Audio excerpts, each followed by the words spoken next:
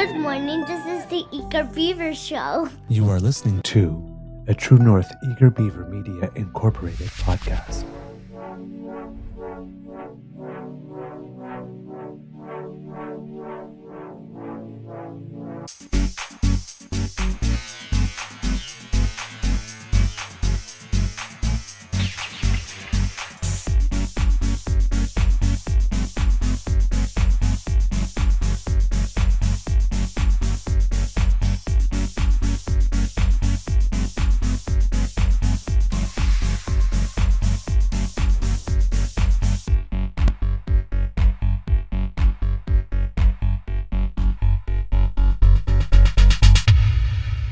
The True North Eager Beaver podcasts are proudly brought to you by our founding sponsors, the Miss V Mysteries from Corvid Moon Publishing, your source for science fiction, fantasy, and cozy mysteries featuring a broad diversity of characters.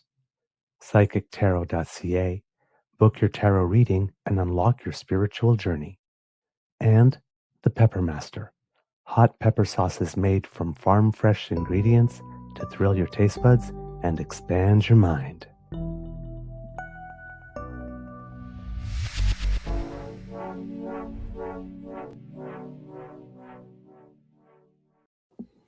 Well, good morning and hello, kids and cubs, and welcome to season 5 and episode number 728 of the Daily Beaver Morning Show. Always 100% Canadian. Today, recording day is Wednesday, September 3rd, 2025, and it looks like it's going to be a nice day here at the Beaver Lodge. I'm your host, the Eager Beaver, pronouns he, him, he, Mr. Beaver, hey, and not with me, as usual, is my good friend, Mr. Grizzly. A big thank you goes to our podcast founding sponsors, the Pepper Master, the Miss V Mysteries from Corvid Moon Publishing, and PsychicTarot.ca. How is your mental health doing today, kids and cubs? Mine doing very well, actually. I got a good night's sleep, got to bed earlier than I normally get to bed, and slept a good streak all the way through because I tend not to be the best sleeper, but last night was good. Might have something to do with the little bit of lavender that I put into my pillowcase a couple of weeks ago, and I seem to be sleeping a little deeper since I've done that. So, at this moment, I will try anything. So, but yes, I woke up feeling refreshed instead of tired, which is very nice for a change. And of course, had a wonderful dinner last night.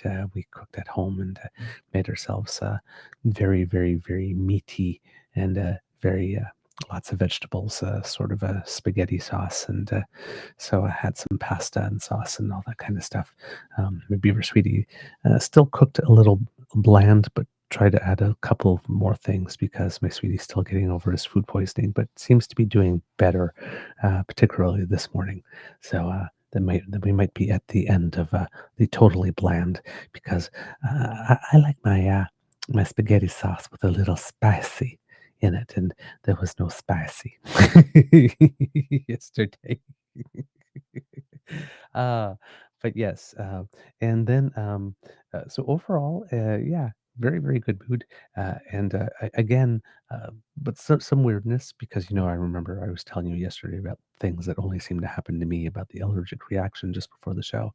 Well, little known fact, actually unknown fact, is that for the past month and a half, on these earphones that I'm using, the earphone cushion goes in this one had disappeared, and I just fell off it and I couldn't find it. And yesterday after the show, I found it, so I put it back on.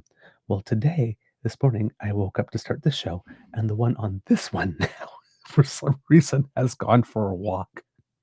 So it's like the second I find that one, put it back, and I think, okay, I'll have ear cushions in both of them. The other one goes.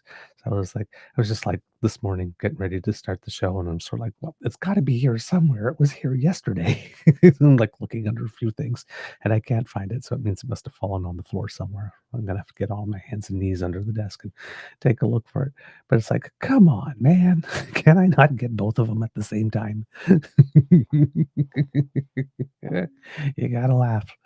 All right, take a look into the magic monitor and see who is here with us.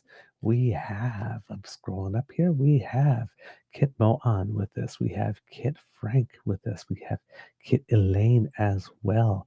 Good morning to all of you. Kit Linda M as well is here. Kit Tavi G is also here. Lovely to see you. Kit Il today is here saying good morning. Good morning to you. Hope you are having one of your better days and sending you lots of love and big hugs. We have Kit Tom with us saying good morning, friends. Kit playing with 3D is with us as well. We have Kit Christian. Everybody's talking about someone having been attacked. I'm going to have to. I must have missed something at some point. We have Kit Christian saying bon matin.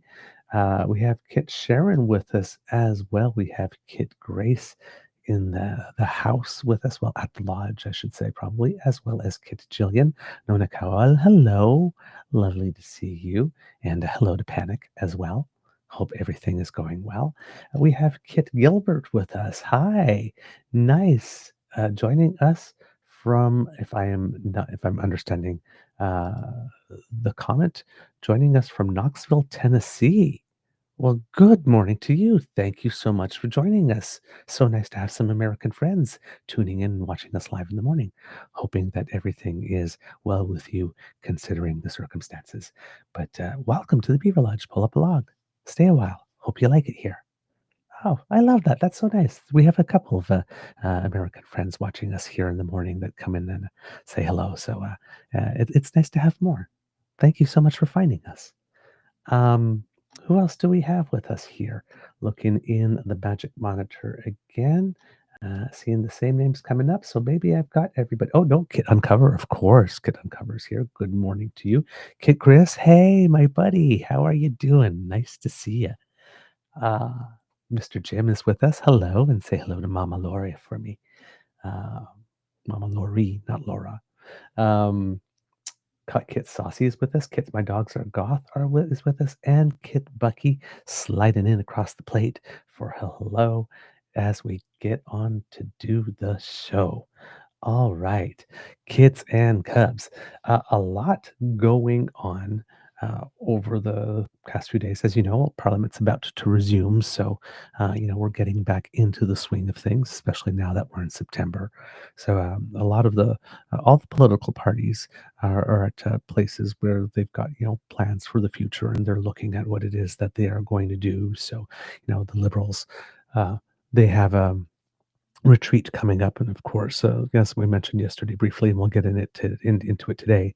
They announced the opening of the National Projects Office for those big projects of national importance that are, for which they passed C5 in the earlier session.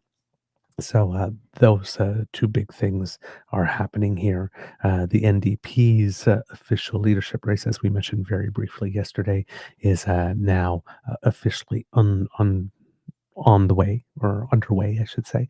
I don't think there's any officially declared candidates at the moment, though there are two and potentially a third name I heard yesterday that have been making some buzz in terms of openly considering running. Two of them seem to be for sure, so we'll get into that a little bit too. Hopefully, we'll have time for all of it. The Greens are also looking towards their future, with Elizabeth May having announced recently that this will definitely be her last term.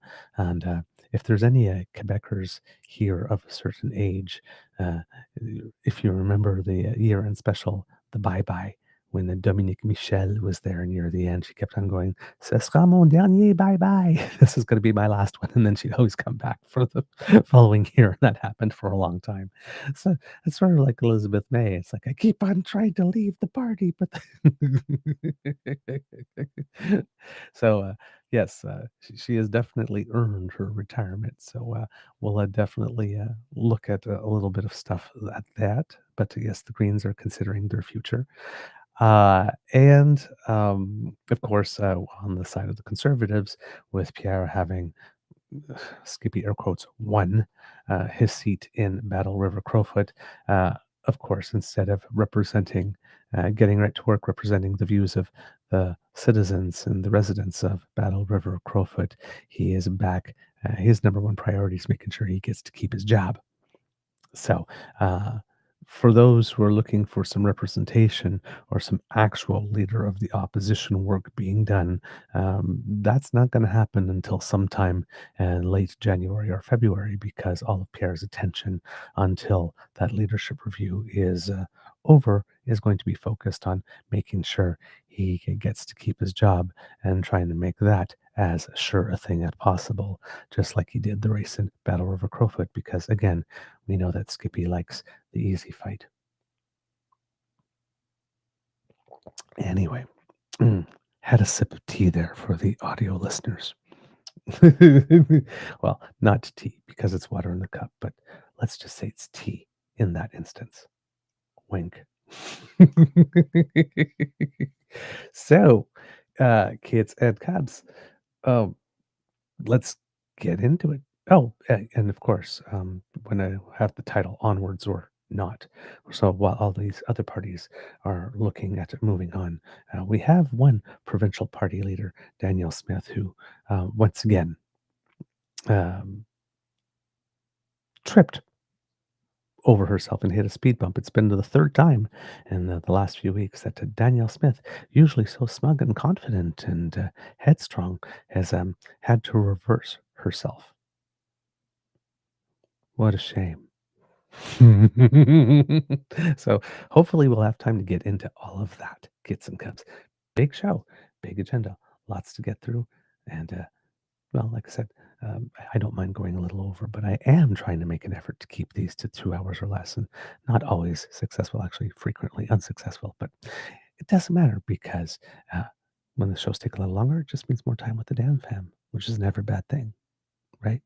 So it's win-win no matter what. All right, kids and cubs, let's take a look. Uh, let's start with the big news that came out earlier before people are starting to gear up and think of the future of their parties. But when we're thinking about the future of the nation, of course, Prime Minister Mark Carney, when he ran for the leadership and then ran in the federal election, talked a lot about having to build things, if I remember the quote somewhat, I might be paraphrasing here, build things on a scale never seen before at speeds never thought possible, or something of the sort. And to that effect, the passage of C5, which passed with support from the Conservative Party of Canada, who for some reason seems to be acting like they regret their decision lately, but we'll just gloss over that for the moment. But that was passed with some rather um, uh, a good amount of speed, and to the dismay of certain people within the Indigenous community in particular, because they were not, it was not done in a participative management way with them participating in the drafting or very much in the amending of the bill. So then we had a series of consultations slash damage control sessions over the course of the summer, and we had Pierre then start popping in, going, "Hey, there's no projects built yet," as if we live in a world in which these types of projects would get built and or have a shovel in the ground in 150 days, particularly when you need an office first for the proposals to go through, and the office has not yet been established. Right? So just basically spouting nonsense. Well, it would seem that the office is now a reality. kits and cups. I think it was late last week, if I am not mistaken. I believe it probably was on the Friday that it was officially announced that the think it's the National Projects Office, but there might be a formal name for it that I might have to make sure that I get down. So when I'm referring to this in the future, um, it I refer to it by name and rather than just the Major Projects Office. But let's say it's the Major Projects Office. Um, Outlined in Bill C5, so the mandate to create it was put in the bill itself. And the office itself will have a mandate to advance major projects in Canada and to streamline federal regulatory project approval. And this office, it seems from what I understand, uh, will be headquartered in Calgary. However, there might be um, other sites, from what I can understand here, in which there will be some operations or some satellite offices or something of the sort. But let's go to an article here in the Globe and Mail by Nujud Al Maliz, an economics reporter. And we'll talk a little bit about the office here, read the article, and then talk a little bit about some strategy that is at play with this. Prime Minister Mark Carney has tapped Don Farrell, a veteran energy industry executive and former head of Trans Mountain, to lead a new office responsible for fast tracking infrastructure projects of national interest. The Prime Minister's office announced in a news release on Friday that Ms. Farrell, who oversaw the completion of the Trans Mountain pipeline, will serve as the chief executive office of the Major Projects Office, which will be headquartered in Calgary. So, here we already in the first two paragraphs of this see 2 points of strategy. One, headquartered in Calgary, when Danielle Smith keeps on talking about pipelines, pipelines, pipelines, pipelines, yes, and headed by Don Farrell, a veteran energy industry executive, former head of Trans Mountain, the pipeline that got built during the Trudeau years that Danielle Smith refuses to acknowledge ever got built during the Trudeau years, even though she crows about the money Alberta's making off of it and what a great manager she is of the economy due to the extra benefit of that pipeline she does not acknowledge was built during the Trudeau years. Headquartered in Calgary, headed by a woman from the energy industry who is the former head of Trans Mountain. That's a lot of sucking up to Alberta from the federal government here. Not without a purpose, however, because according to polling, it would seem that the Prime Minister's approval rating is at about 68%, but the thing that is unheard of, it's at about 59% in Alberta.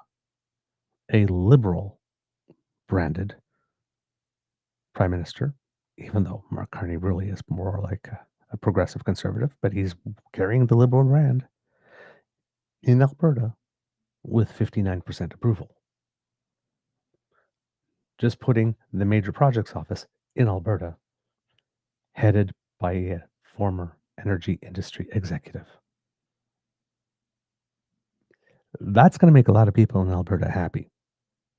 It's probably going to make Danielle Smith swear behind closed doors because, as we know, Mark Carney had a stroke of genius in the initial meetings uh, in Regina with the first ministers when they were talking about these energy projects and clearly put the ball in the court of the premiers to find and bring forward proponents. And Danielle Smith promised that she would have one in weeks for a pipeline. That was in June. We're in September. She still doesn't have a proponent. Now the head office is in Calgary, and it's headed by a veteran energy industry executive, former head of Trans Mountain, who you think would be rather amenable to pipelines. But Danny still doesn't have a proponent. She's going to have a hard time blaming the lack of pipeline on Mark Carney. He seems to be bending over backwards for a new pipeline, the way that Danielle Smith is bending over backwards for a referendum on separation. Seems to be sending all the signs that he's really, really, really, really, really, really open to it. If only she could just find a proponent for a viable project. I'm not sure Danny's interested in doing that work at the moment. She kind of seems to have her hands full, being obsessed with what's in people's pants. Just saying. Moving on. The office's mandate is to, quote, serve as a single point of contact to get projects built faster, according to the release. Quote, it will do so in two principal ways. First, by streamlining and accelerating regulatory approval processes. Second, by helping to structure and coordinate financing of these projects as needed, the Prime Minister's office said. Ms. Farrell was the president and chief executive officer of Trans Mountain before transitioning to the board chair in 2024. She's held a number of other executive positions in the energy sector, including at TransAlta. And I believe she also has some work experience at BC Hydro. And there was another on the board of something, I think it was called ATCO, which is, I believe, an Alberta based utility that does have some interests in the natural gas sector as well. So, extensive experience in that particular sector. Mr. Carney vowed during the federal election campaign to get the country back in the business of building big things.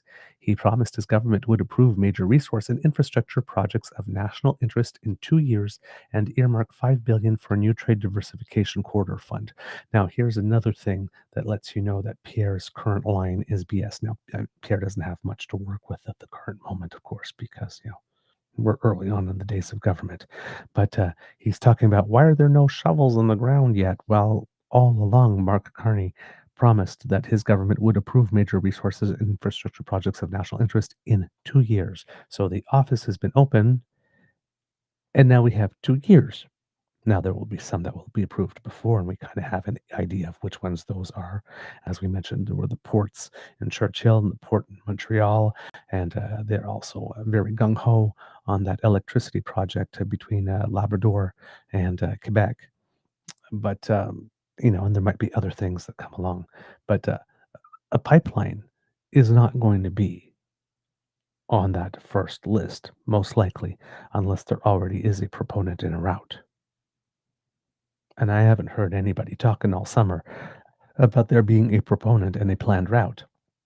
So when Pierre is complaining about no shovels in the ground, and if he makes a link directly to pipeline at this moment, when all along we have been told, and Mark Carney ran on, right, bringing down the approval times from about 5 years or more to within 2 years.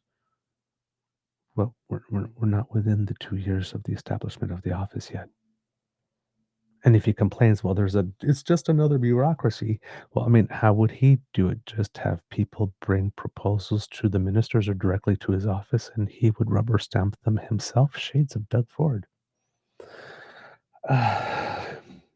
Allegedly.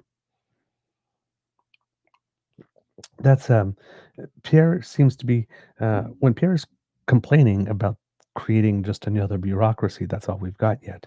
Pierre is stating that if he was the prime minister, he would be doing all of this without any process and any method whatsoever, uh, without any bureaucracy. It seems to give him an assistance in actually making the project reality when you do need some bureaucracy to do that, all while promising that he simultaneously had the stuff, despite having less education, less ability, less people skills, and just less skills general, to already have negotiated a successful trade deal with Donald Trump that would not have had us make concessions that we would not have had to make or should not have had to make, at least until the court cases are over.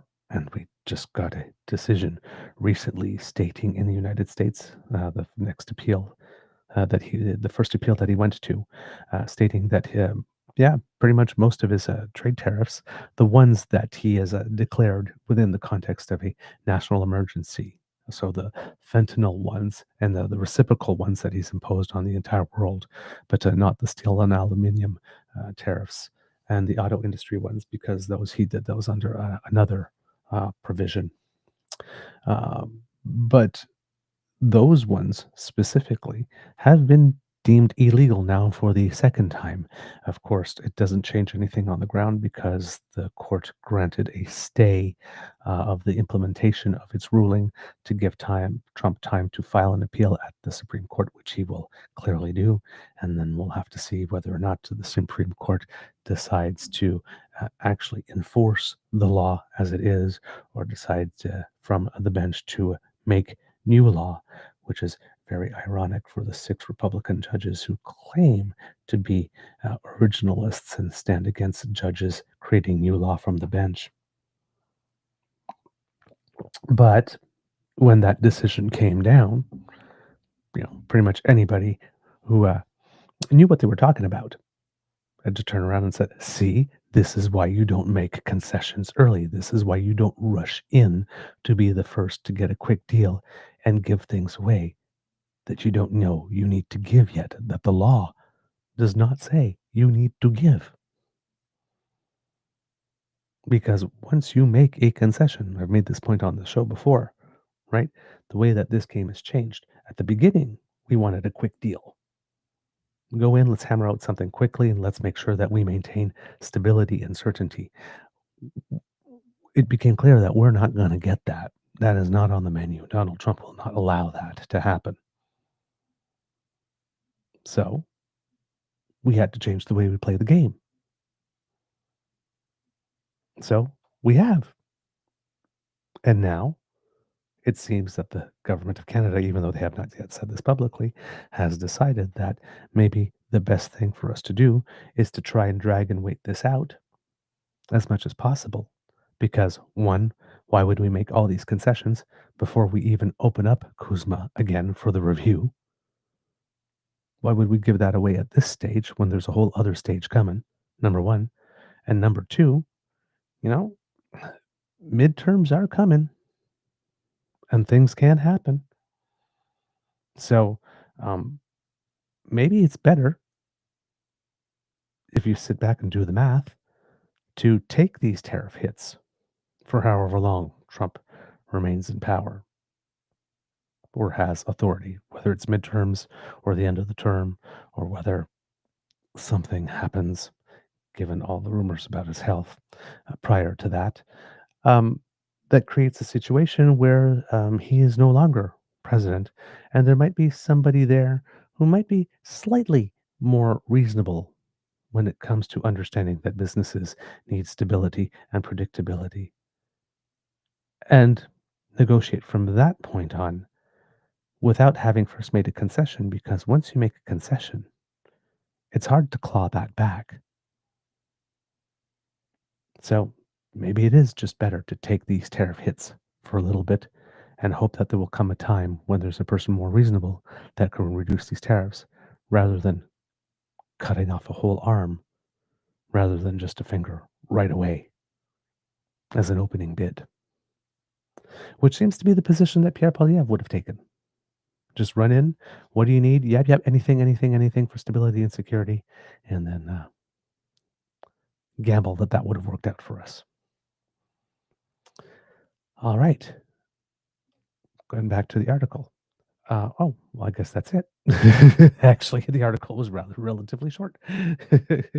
Mr. Carney vowed during the federal election campaign to get the country back in the business of building big things. He promised his government would approve major resource and infrastructure projects of national interest in 2 years and earmark $5 billion for a new trade diversification corridor fund. Mr. Carney's focus on getting projects built faster was in part a response to the threat of U.S. tariffs, or the threat that those tariffs posed for the Canadian businesses and workers. So there you go. Um, just basically, yeah, that's a quick and dirty about it. I'm really surprised that there wasn't more, especially particularly from the Globe and Mail. And this it was a little more, how would I put it? Um, Associated Press style, just the facts, which is not bad. But yeah, really interesting. Um, okay, let's go to the major projects office site here. It says that the goal of the office here is going to bring together people and processes to move major projects forward faster, responsibly, and sustainably while respecting the rights of Indigenous peoples and protecting the environment. The flagship initiative is the advancement of nation building projects through the Building Canada Act. We are also supporting the Government of Canada's review of policies, regulations, and legislation to make changes to achieve a 2-year timeline for all federal decision making for major projects and supporting the implementation of the concept of one project, one review through cooperation agreements with willing provinces. So there you go. And as they were announcing the office as well, they were also announcing that that it was talked about before, but that there would be an Indigenous Advisory Council with that. So it says here that our work will be guided by an Indigenous Advisory Council to ensure that reconciliation, partnership, and Indigenous economic participation are embedded in the way major projects are advanced in Canada. It says that the council will support the major projects office by ensuring that, well, yes, I just said that. Embedded in major projects advanced in Canada, the council will provide expert advice on policy, operational practices, and process improvements related to the inclusion of Indigenous perspectives on and interests in major projects. The council will help shape how the office works with Indigenous peoples, including providing advice on advancing economic participation in major projects and how to best integrate the United Nations Declaration on the Rights of Indigenous Peoples principles throughout the process. The membership of the council will be confirmed next month and will be comprised of representatives from First Nations, Inuit, Métis, and modern treaty/self-governing partners. Okay. That last one, the modern treaty self-governing partners, is the one that's creating issues uh, with certain groups.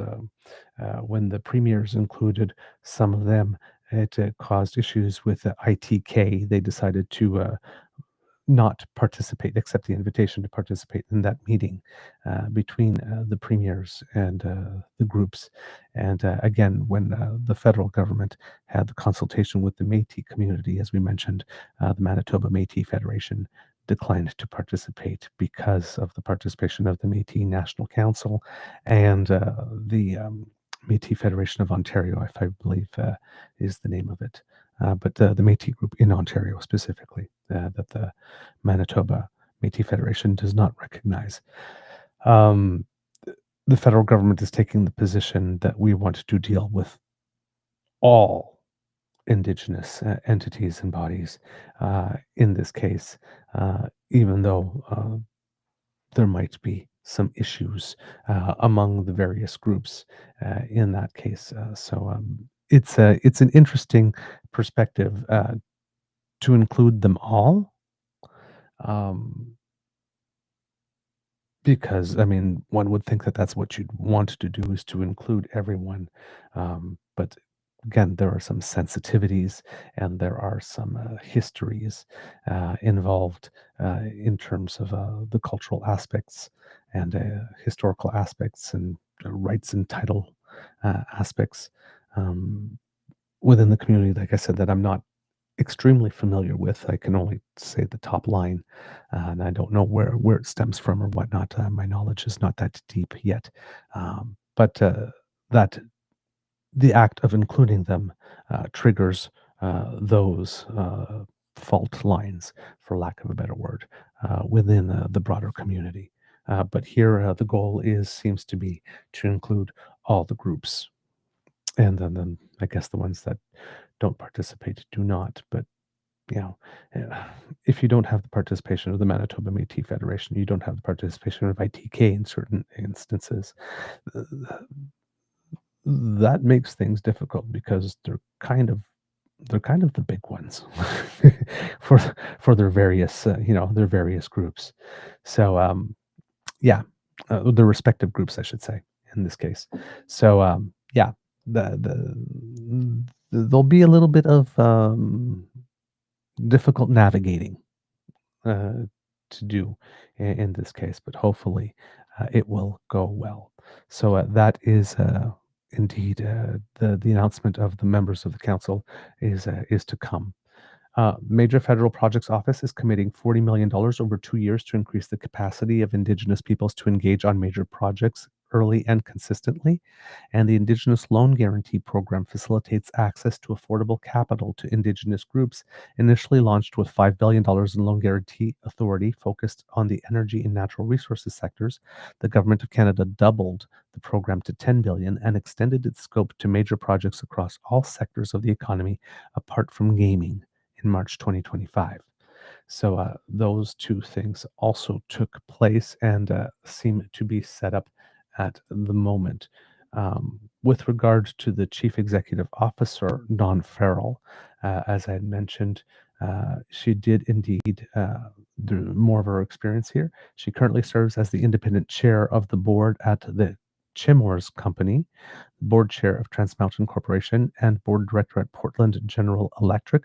She previously served as board director at ATCO Limited, as I mentioned earlier. Previously, she was president and CEO of both Trans Mountain Corporation, where she oversaw its multi-billion-dollar expansion project, and TransAlta Corporation, where she led a major transition from coal to renewables.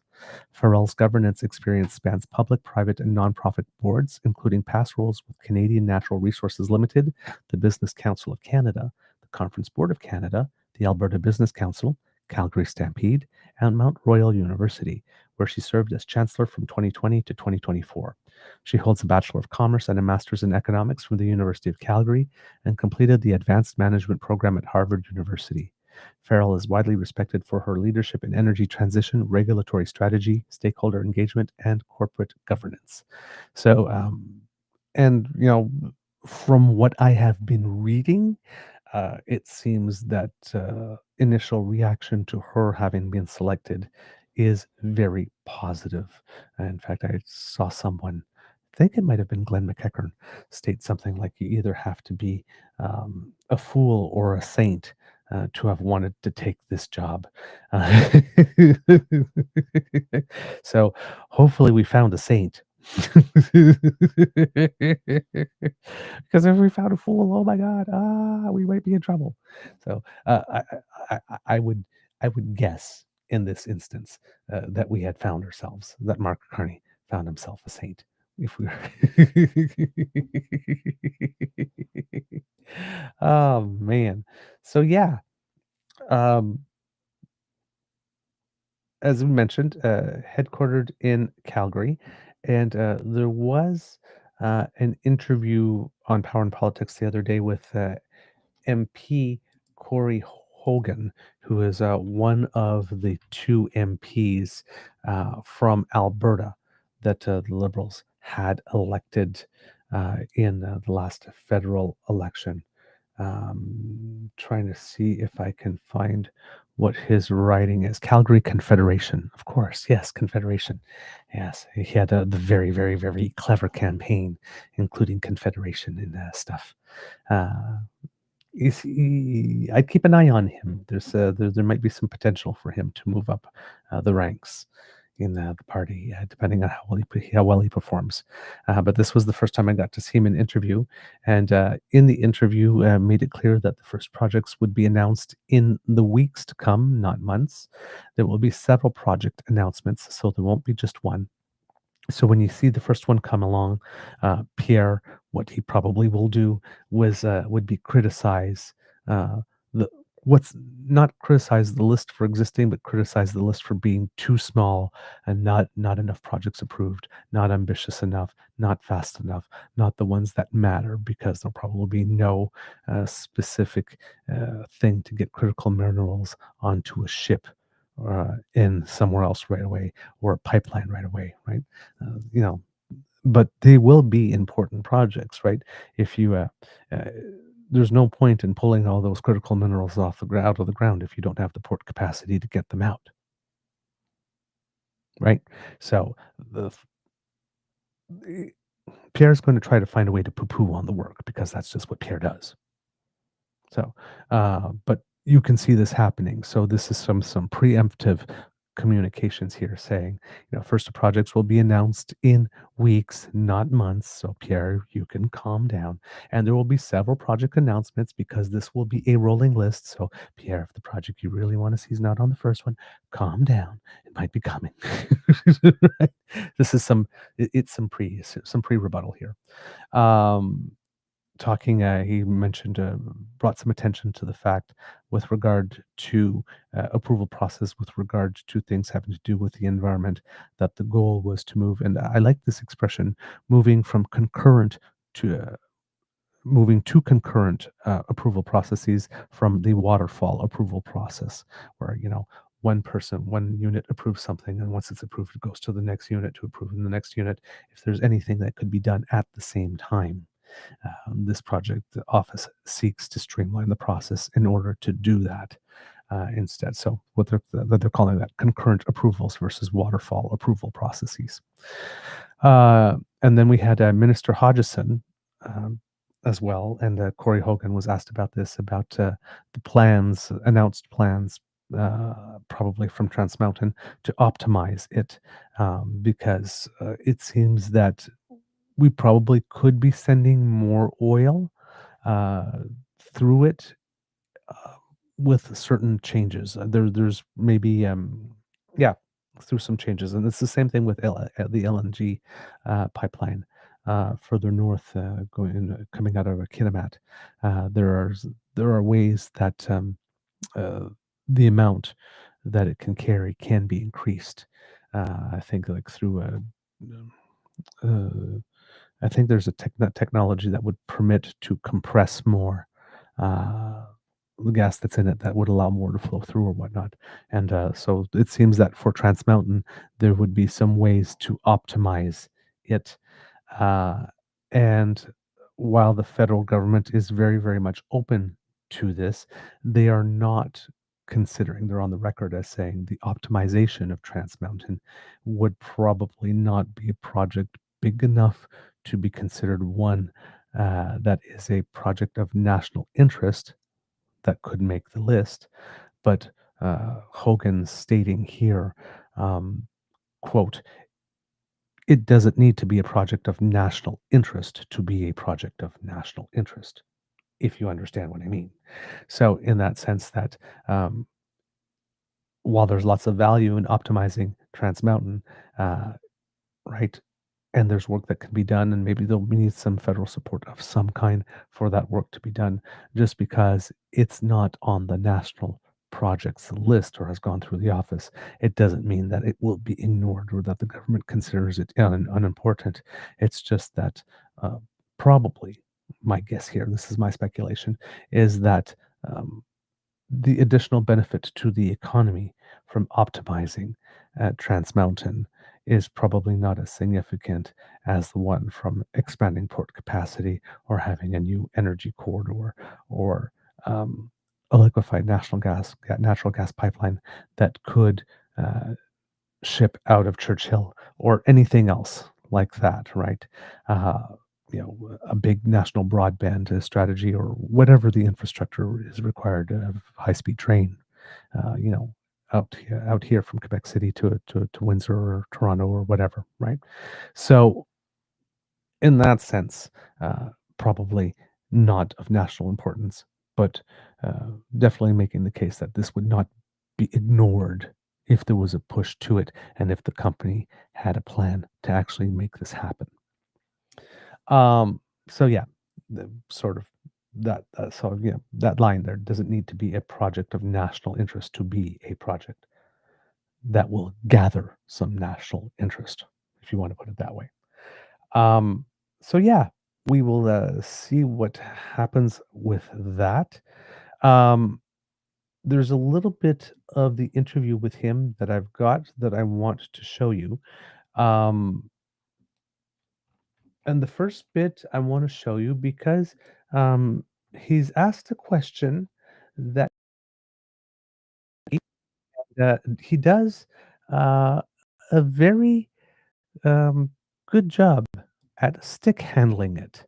And this is why I'm saying one of the reasons you might want to watch for this guy, that he might have some potential um, to go further in the Carney administration, uh, depending on how things, you know, progress with his government and how the popularity remains. But this is a guy that you should definitely keep your eye on. So I will play the question. You will see right away how it's a little tricky to, like I said, the clever bit of stick handling. Totally. The Conservatives say this new office is essentially another layer of bureaucracy. They're framing it as a roadblock to getting things built. They say the government's, you've been in office for 170 days and nothing's been done yet. What's your defense in the face of that Conservative criticism? Well, yesterday happened to be 100 days since I was sworn in, so the calendar is pretty fresh in my mind. And I think that this has been at a pretty impressive pace in that 100 days. The fact that the legislation was passed to activate this office, the fact that we now have a CEO, we have a headquarters, these things are occurring. As I mentioned, those lists are coming imminently. And, with all respect to my colleagues across the aisle, they would be the first to be saying that businesses need support in getting through some of these regulatory hurdles. And that's what we're providing. And this is how we're going to be building Canada strong. In fact, they voted for this legislation that it sounds like now maybe they have some qualms with. And so I don't fully take that critique, but certainly it's a good reminder that we need to move fast, and there's going to be an opposition that's going to hold us to account on that fact. So again, that is a very, very, very skillful way to address that question, because that question is an invitation to bash your opponent, right? So said, oh, there's, especially with the way he closes it out and ends it, like this. Yeah, well, like this one. Well, there's an opposition. I'm sure they will keep our feet to the fire. But not pretty sure. Not sure I accept that critique as it was made. So and handled it, deftly. Didn't get overexcited. Just like very matter of factly. It's like, well, it's only been 100 days since I've been sworn in. So I mean, like, I'm not sure what exactly he's expecting by now, but so very, very deftly handled. And then the next question that was asked here is also one that I find he handles very well. So I will put it up there and play it for you here. Some folks are a bit anxious with the idea of you moving fast, though. Some First Nations and environmental groups were out today slamming this announcement, slamming the office and its very concept, saying the government is sidelining Indigenous rights, weakening environmental protections. This is your chance to reassure them. Why should they have faith in this process? Yeah, well, first and foremost, the legislation that it comes from really underlines that these standards are not diminished. And in fact, the central role of First Nations and rights holders in these projects is, if anything, strengthened through Bill C5, now that we've got it as a full act, as Building Canada Act. And that the Prime Minister's been crystal clear about that. And one of the things that was announced today, along with the Major Projects Office, is the Indigenous Advisory Council that's going to go with that. And every project is going to look through that lens. That's just a fundamental reality. And the fact is, that's not something we even could legislate away. That's a constitutional right that Indigenous peoples have. So we know, certainly the history of this country has been, and increasingly affirmed by the courts, things do not get built unless you get everybody to the table and you work with partners. And certainly Dawn Farrell, the new CEO of the Major Projects Office, knows that too. She has worked on some of the most contentious projects that you can imagine. She's done it while building allies across environmentalists and across Indigenous peoples. And people are going to be very well served by this office and the leadership that was announced today. Yes. So there you go. Another well-handled question with an answer that is not loud, boisterous, doesn't punch down on anyone, that highlights the positive or potential positive aspects of things. and makes it very clear, when talking about Indigenous communities, saying like, pretty much, even if we wanted to legislate that away, we could not. So, you know, we accept this full-heartedly, and we are moving forward in that spirit, um, which is the correct answer as well, the only answer really. Uh, but the manner in which the answer is delivered conveys that this person actually truly does understand what the reality is and does accept it. So it's not standing there fighting it or wondering, oh, why do things have to be this way? It's like it is this way. Even if we didn't want it to be this way, there really is nothing that we could do about it. So it's this way. And because it's this way, we are proceeding in this manner. It's just what we need to do. Um, so, like I said, very encouraged by that. Um, w- that's the type of politics I prefer to see than what Pierre does.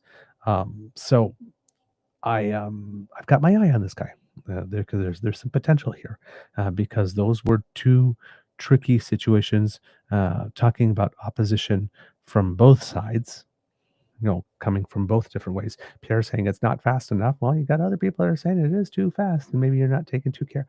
So, and he was able to walk the line between those two with a position that was coherent, plausible, possible, was not strident in any way.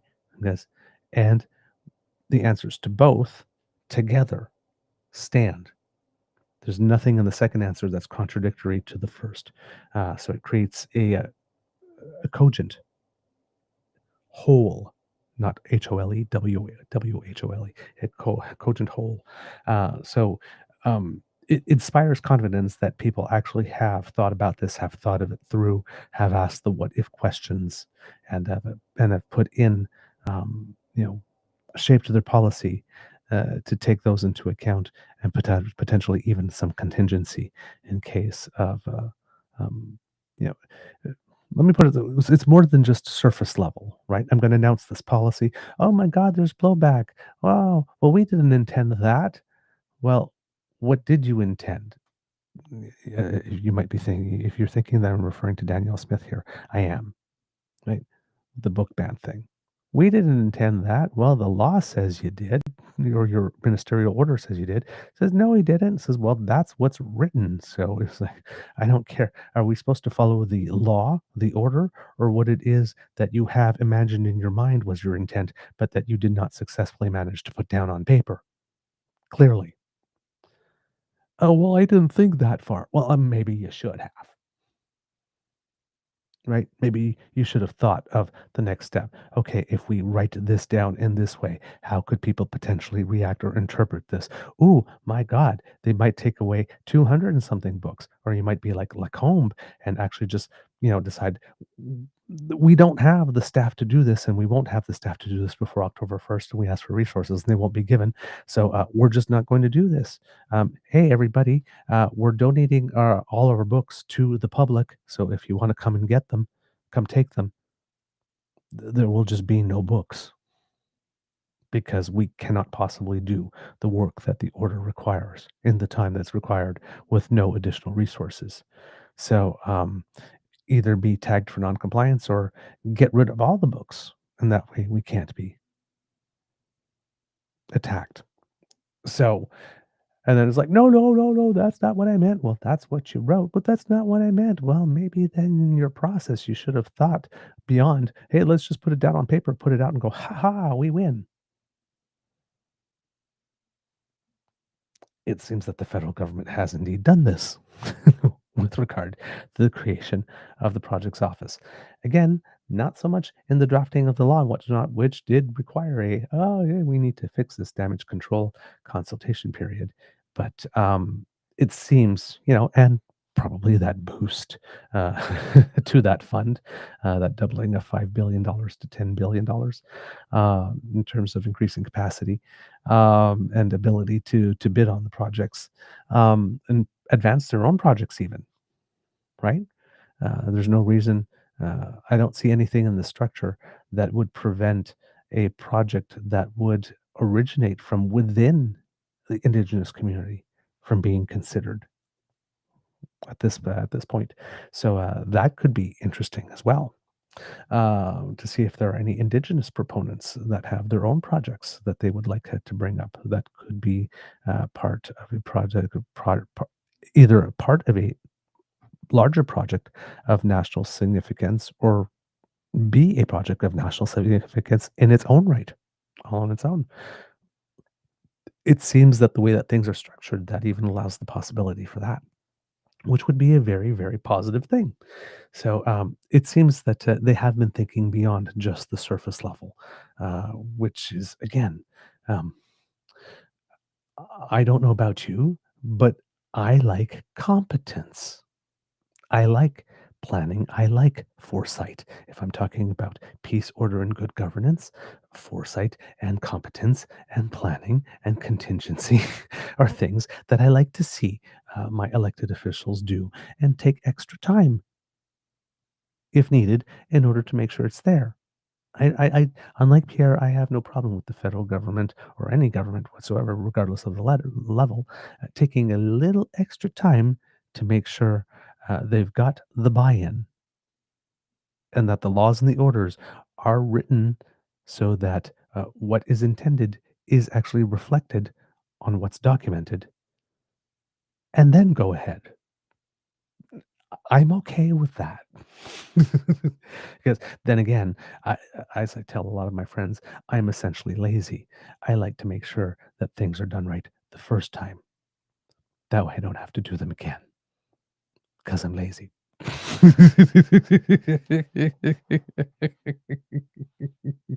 Be lazy. Do it right the first time.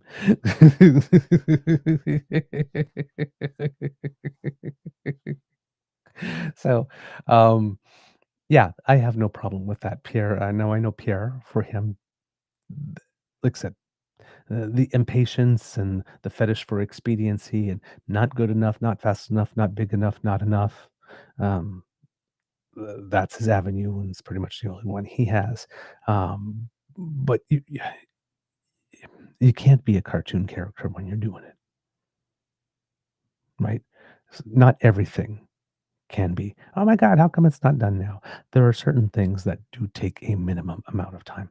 I doubt there's anyone in the country that actually serious in the country that believes that you could get a pipeline approved and a shovel in the ground in 150 days. That's just not going to happen, right? So, you know, you have to, when you're Pierre, he seems to want to swing at every pitch, is the thing, right? Because he's got to flood the zone strategy. Just keep on saying Mark Carney is awful and terrible and awful and terrible and awful and terrible until at some point, he makes a bad decision or makes a decision that slips up like this. And then some people start turning him against him and, turns around and goes, see, I told you, right? It would seem that Pierre, I'm slowly transitioning away here from the office to what the conservatives have to do here, is that it seems that Pierre truly is, as he's trying to protect his job, seems to have believed that um, he didn't blow a 25-point lead. Right? He's looking at it as polling companies said that I would get at least 40% of the vote, and I did get 40% of the vote. I didn't lose vote. It's just that, they're still under the beliefs that the NDP collapsed, and, that's what did them in. But it's like, they can say that all they want. The truth of the matter is that the Conservatives picked up most of those NDP seats where the NDP collapsed. So it's not the NDP collapse didn't hinder them totally. They wouldn't have that many seats. Right? So they seem to, and because Pierre did his own postmortem, he didn't the party didn't feel the need to find an independent person to do it. It's like he truly believes that, I didn't blow the lead, just some freakish things happened, and those things are not going to happen next time.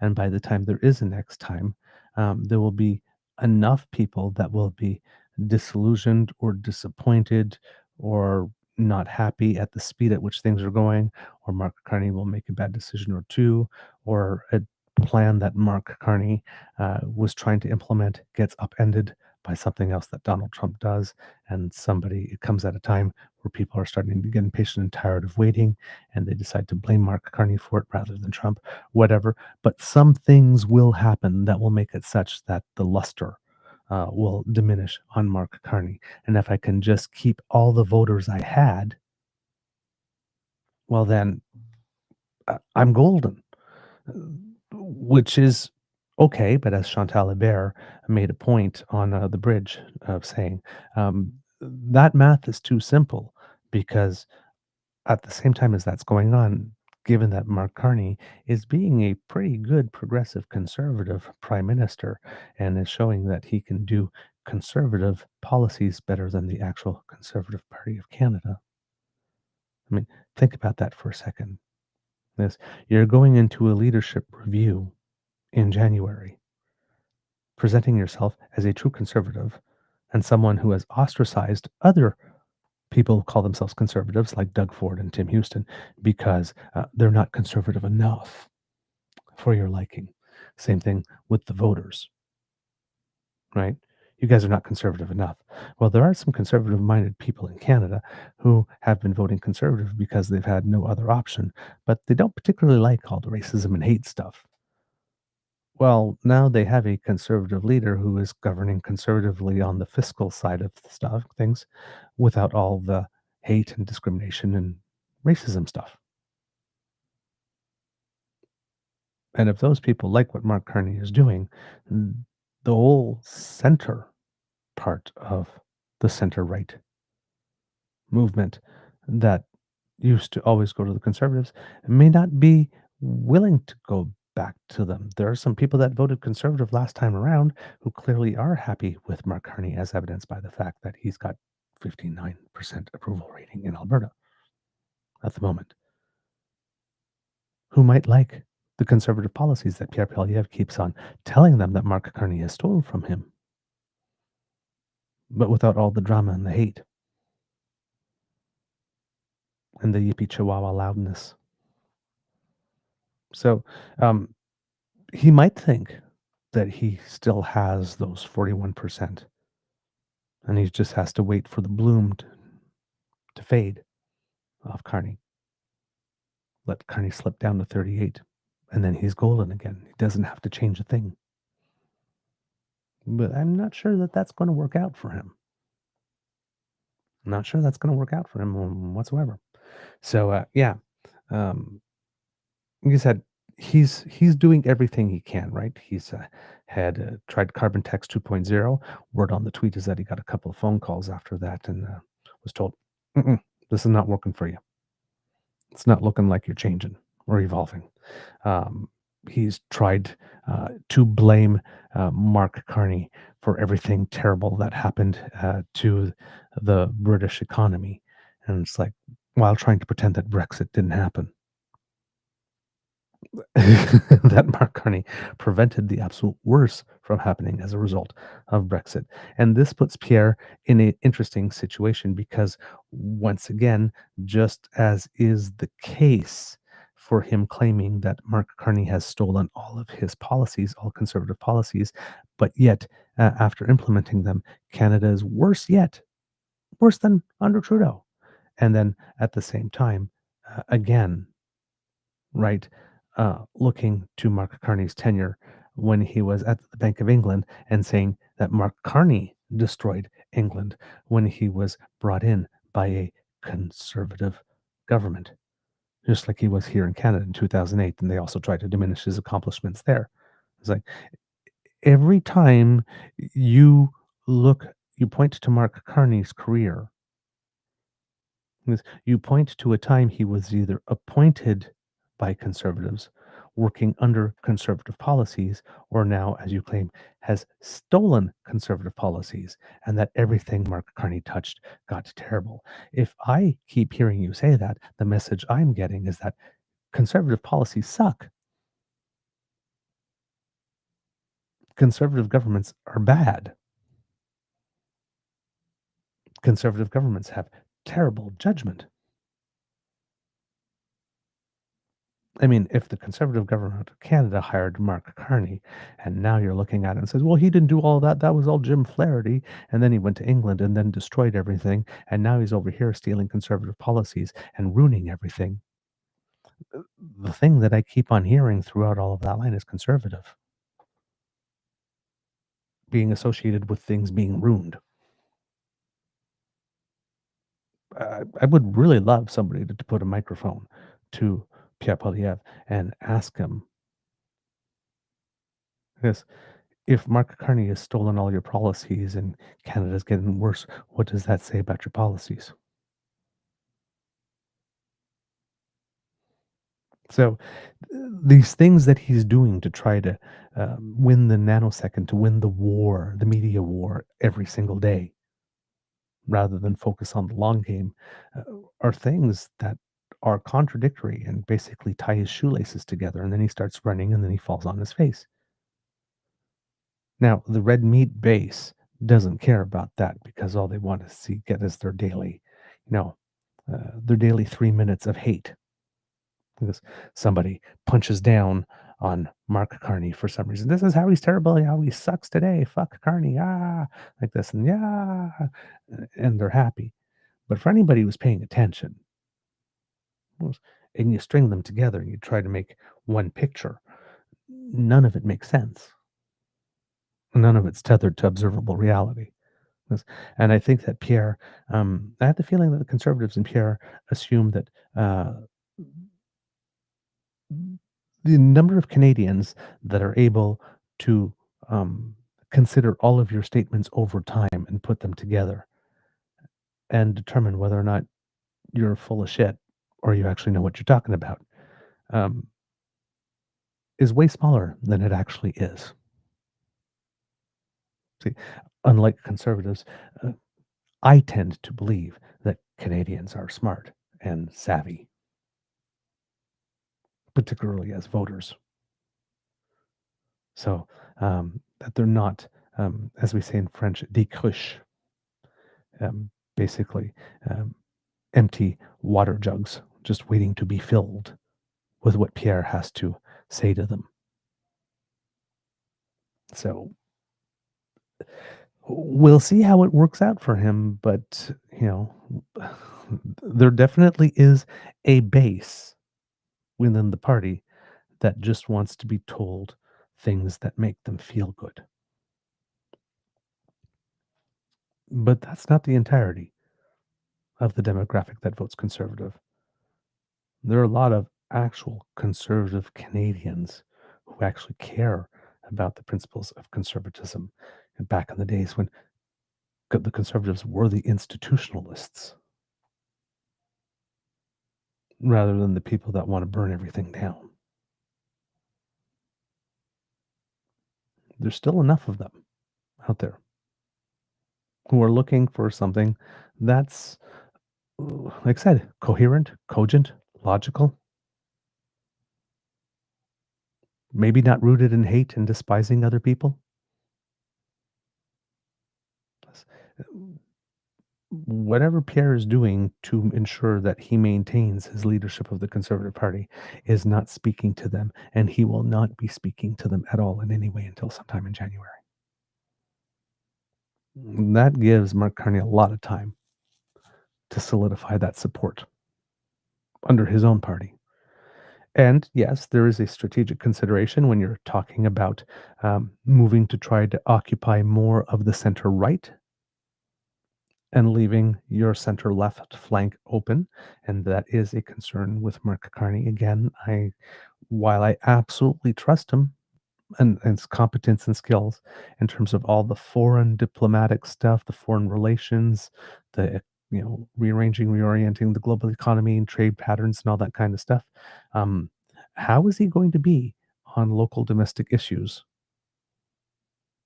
like crime and affordability and all those things that keep, while we a lot of us are happy to put on the back burner for a little while we're dealing with the most pressing issue, but those things still are affecting us in our daily lives, and we would like to have them addressed. We would like a party that can walk and chew gum. Pierre is trying to occupy that territory. But on the left, for the NDP, which is looking at its leadership race, that leaves a lot of territory for it to cover, right? The pharmacare bills that it looked like for a while that the federal government wasn't looking or too interested in doing more on. That's an area they could occupy and they could talk about, particularly since it was their signature policy. And it seems that the Liberals may have noted that there was an opening there because Davis Legree of iPolitics has an article published yesterday that has saying, which was a little different than what we read into the record before, the Liberal government isn't ruling out additional pharmacare agreements with the provinces now, because it didn't seem they were too enthusiastic the last time we dealt with this subject. But Prime Minister Mark Carney plans to wait until the impact of pre-existing deals can be evaluated before starting new negotiations, according to the federal health minister. So that is a subtle change in language. We're not close to it. We just want to see what the impact of the pre-existing deals can be before we keep moving forward, as opposed to it's not something we're really looking at right now. Since pharmacare legislation was passed last year as part of Justin Trudeau's supply and confidence agreement with the NDP, funding deals have been negotiated with PEI, BC, Manitoba, and Yukon, but Carney has so far been non-committal about expanding the program to other jurisdictions. Initially, these agreements that cover the cost of diabetes medication and contraceptives were framed by Liberals and New Democrats as a potential first step towards a national pharmacare program that would apply to various classes of drugs. But progress towards a wider and universal single-payer program has stalled since Carney became Prime Minister in March, despite a reported willingness from other provinces and territories to participate in the program. Instead, the Liberals campaigned this past spring on protecting agreements reached by previous administrations, leaving the policy's future unclear. In an exclusive interview with iPolitics, Health Minister Marjorie Michel said Ottawa is not currently engaging in discussions with other provinces, but that the government is broadly supportive of expanding pharmacare coverage. This is different than what we reported a few weeks ago, because there seemed to be no interest whatsoever. But now the line is nobody can be against pharmacare, but we are in a very special context right now. Everything is still on the table, and we are tracking those agreements that have already been done to see how it works. Then we'll see for the rest. Saskatchewan has said it will engage constructively with the federal government in future pharmacare negotiations, while New Brunswick Premier Susan Holt campaigned on covering the costs of contraceptives in the run-up to her provincial election victory last year, though the Atlantic province has more recently raised concerns about the federal approach. As reported by other media outlets, pharmacare funding deals in Manitoba and PEI have already helped thousands of residents access medication, though the programs have seen issues with insurance providers dropping coverage for federally covered drugs. Programs in British Columbia and Yukon are scheduled to begin next year. Earlier this year, as reported by iPolitics, healthcare advocates aired concerns that the Liberals were walking away from its commitments on pharmacare and suggested any equivocating sent, quote, a bad signal to provinces considering participating in the program. Meanwhile, Drew Ojajay, executive director of the Council of Canadians, said in a statement that the Carney government has, quote, no mandate to, quote, snatch away coverage from patients struggling to afford medication. Quote, pharmacare saves lives, it saves money, and it helps take the pressure off our overburdened healthcare workers. It can also ensure workers who lose their jobs due to Trump's tariffs don't lose their drug coverage at the same time. Michel, the Minister of Health, also insisted that certain provinces looking to opt into federal pharmacare coverage are not interested in the proposed funding model, and she emphasized that the federal government would not, quote, force policies upon the premiers, which are largely responsible for administering healthcare. She said her upcoming federal, provincial, territorial meeting with her ministerial counterparts from across the country in October will be an important forum for discussing the future of pharmacare, among other issues. Michel, a new MP who succeeded Trudeau in the Montreal riding of Papineau, was among the rookie ministers named to Carney's post-election cabinet. The former political staffer said she spent the summer traveling and engaging with stakeholders to determine the consensus priorities facing healthcare systems across the country. What's been the number one issue? Michelle was unequivocal: access to care. Quote, "It's an issue across the board," she said. "People are having challenges getting access to care. There's not enough doctors, not enough nurses. We can do much better. Everybody's struggling. There's nobody who's an A+ student and another who is an F. So we have to put our strength together and see how we can improve the system." Michelle added that one of her goals is to depoliticize the health file to better work with provincial and territorial colleagues across the partisan spectrum, insisting that improved collaboration is key to bettering the country's healthcare services. Entering her first fall legislative session, Michelle said one of her immediate priorities will be to reintroduce Bill C-72, which proposed changes to help standardize processes related to the collection and sharing of healthcare data. Introduced last spring, the bill never reached second reading and died on the order paper when the recent federal election was triggered. Quote, "It will make a big difference for the workers because we are still on the fax system and it takes a lot of time," she said. "If we pass this legislation, it will help health professionals to shorten the time they spend on administrative tasks."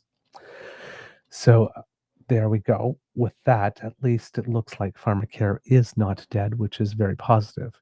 But that is an issue, putting that on the fire that the NDP can bring forward. There's also the issue, as I keep on mentioning, with regards to the supports. When we're talking about the tariffs, there have been supports announced for certain industries and for workers with regards to retooling or retraining, but there hasn't been salary and income supports yet announced, other than making access to EI a little easier. But there needs to be some changes that are legislated in on that front in order to keep Canadians whole. And we haven't heard any talk about that either. So that is, territory that's ripe for the NDP. But the NDP is in a bit of a situation at the moment in that it has to decide what type of party it wants to be.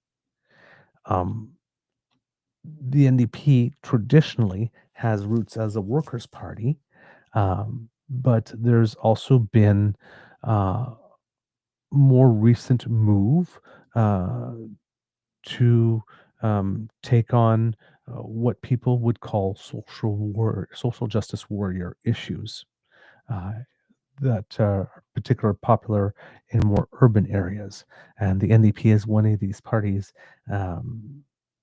that had many seats in the urban areas, but also many seats in rural areas as well. And which makes campaigning difficult because you need to have something specifically for both. That's very high profile, and and what you're doing in the cities, for example, let's say on guns, doesn't contradict with what you're doing in the rural areas, right? Um, and it would seem that under Jagmeet Singh, that the party did abandon the worker roots and did abandon the rural sort of aspects of its party to focus more on the urban issues. Um, and that created an opening for the Conservatives to come along and campaign, particularly for the workers' vote, which they did a pretty decent job in getting in the last election, which is kind of interesting because the Conservative Party, it's not the party that supports workers. It's the party that supports bosses. But yesterday, the federal NDP officially launched the race to find its next leader. In a news release, the party says there have been strong interest in the contest since August 20th when the application packages were made available. Former leader Jagmeet Singh resigned after he and the party suffered a stunning defeat. Well, it wasn't stunning defeat. We actually saw it coming. Maybe stunning in its scope and the size, but even then we kind of saw that coming. Um, so, well, I guess, yeah, stunning but not surprising, perhaps. Yeah. Uh, Former leader Jagmeet Singh resigned after he and the party suffered a stunning defeat in April's federal election. Registered party members will vote on Singh's permanent successor at a national convention in March using a ranked ballot, which allows delegates to list candidates in their preferred order. So we're not going to have about a 6-month campaign here. Anyone running for the leadership must obtain at least 10% of the required number of signatures from New Democrats aged 25 years or younger. So they're looking to the future here, trying to establish a base that might stay with them for the long term. So you can see here the plans, some elements of plans to ensure continuity in the future for the party. And perhaps an acknowledgement that they are going to be in a bit of a political desert for a while yet, also by doing this. Candidates must also collect at least 50 signatures from each of 5 regions: the Atlantic, Quebec, Ontario, the Prairies, and BC, and the North. And I think there might have been 1 or 2 more conditions for the signatures that we read when it was first brought to our attention. But yes, the race now is officially on. Like we said, no declared candidates at the moment. However, um, Heather McPherson, who is one of the 7 MPs who have been elected, is very strongly considering, and pretty much everybody says that, it's pretty much a certainty that she will throw her hat in the ring. She seems to have been positioning herself for that based on pronouncements over the last few weeks and months. And the other person they are talking about is Avi Lewis, I believe the son of Stephen Lewis, who is a fairly high ranking in sort of NDP history and NDP royalty, if one would use that term. But he has run a couple times before for a seat, and not necessarily picking the easiest ridings, and has not succeeded. But he is very well known, definitely good name recognition. And then there was another one, someone from Quebec, I think, Yves Engel, I believe, was the name that I had heard, who was considering it a name that's not as well known, not known to me in any way, shape, or form. So I don't know who this person is. I couldn't tell you a lot about them. But we're hearing about those 3 names in particular. And yeah, well, the first 2 names, more in particular, the 3rd name was new, but those are the ones. But still, nobody yet. Now, of course, again, with a 6-month race, there's going to be some time. It's still interesting because usually in a party race, there's always someone who rushes in to be first. Usually it's someone, either someone that wants to make himself inevitable, like Pierre did when the Conservatives had their race. He was the first name in, and, it's me. No bother. Nobody else bother registering or even trying. I got this. This is mine. And he ran a campaign of inevitability, shock and awe, in order to make itself that, anybody would only consider him. When we had the Liberal race, I believe, early on, I think it was Frank Bayliss might have been the first one in. So a name that wasn't very well known, but while other bigger names were waiting to gather their stuff together and make their announcement, and also trying to schedule their announcement so that they wouldn't compete with each other or take each other's fire away on their announcement day.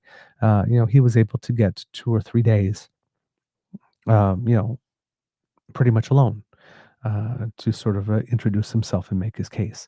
So I would have thought that there would have been somebody on the first day saying, I'm here.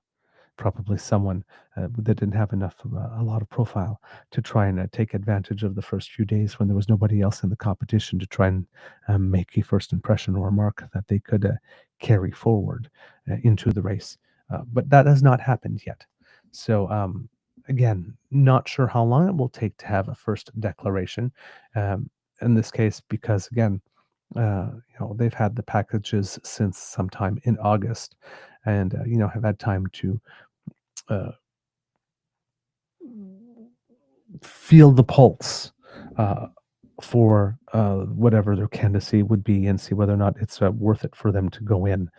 They've had a little bit of time to do that, but given that it's a 6-month race, it could be a situation where, a week or two go by before someone still officially declares.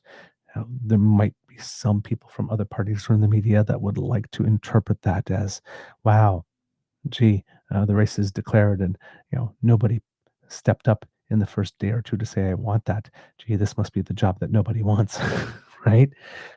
Which is, again, if I was in an opposition party, uh, it might be something I would do if I wanted to try and hobble the NDP a little bit and say, yeah, gee, wow, great future. Nobody wants the job. Don't all rush in all at once now. It would probably get me a day of media if I were to do that. Uh, Probably wouldn't be the kindest thing to do. But there's an opening there if somebody wants to take it and be that person that's created by the situation. Um, but yes, the NDP is in that situation where they need to figure out what it is they want to be. The big issue for that party that could be a make or break one is the whole issue of Palestine. Uh, if they want to appeal to younger people, um, who there's a core demographic, particularly among younger Canadians, that seem to be um, very preoccupied with that issue. Um, will the issue be a litmus test? Right? How much provenance does it have? Does the party, uh, if a lot of the campaigns have a lot of rhetoric on that, one would be forgiven if they were assuming that the candidates representing that would be more on the urban social justice warrior sort of bent. Those type of issues, which are very, very important, but may not be top of mind for the majority of the electorate as an issue on which they vote. Doesn't mean that they don't care about it. Somebody pointed that out to me a few weeks ago. Made the important distinction. Says because I was looking at some polling numbers and made a comment. Says, "Wow, it says a lot about what people think about this. Is about homelessness?" I think it was. I said, "It's like," and somebody corrected me, rightfully. Says, "Don't make that assumption. Don't make that assumption." It's like I care about homelessness very much, but right now, where I am in my life, with all the stuff that's going on, um, I want to eat and I want to pay my rent. And those are the issues in which I'm voting. It's like, oh, okay, yeah. So there's a very distinct difference between the issues on which people vote and the issues on which issues about which people care.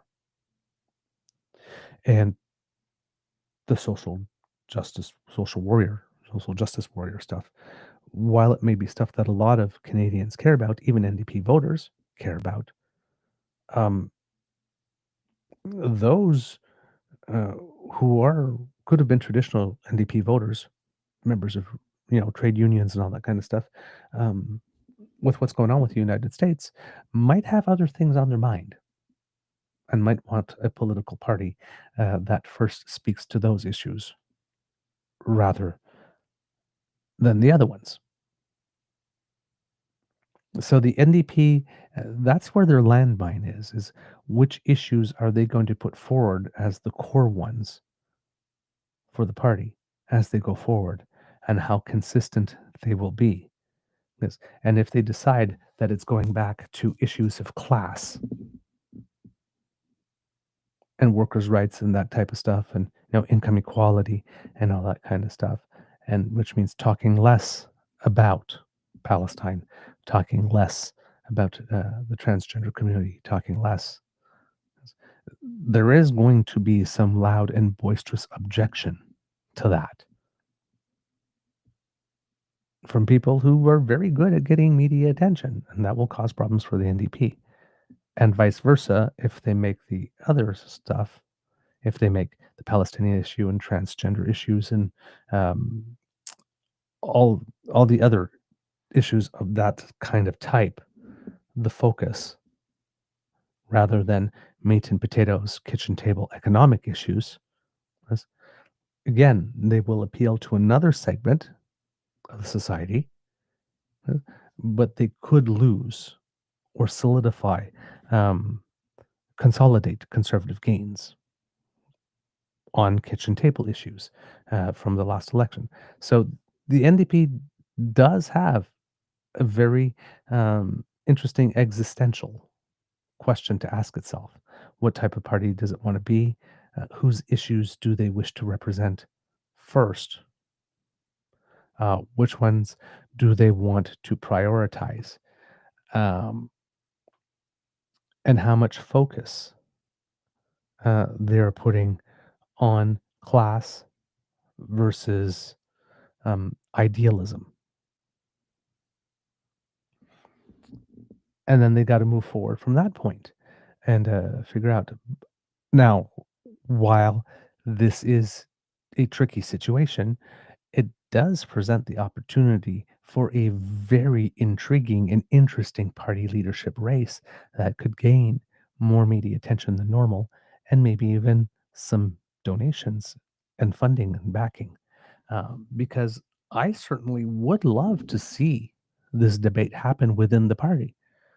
I would love to see a candidate, come up and say, like this, these are the issues. There's a genocide going on. We have to handle that. There's nothing more important. You know, we got to do that.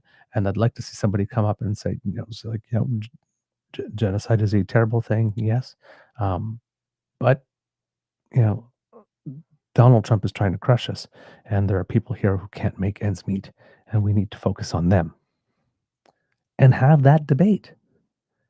And maybe by having that debate, uh, you know, there will be a candidate that will figure out that, hey, we do need to do a little from column A and a little from column B, but here are the proportions, and here is where we put the emphasis on one versus the other. But even though we're doing a little bit of both, this here, right here, has to be the core message that we hit.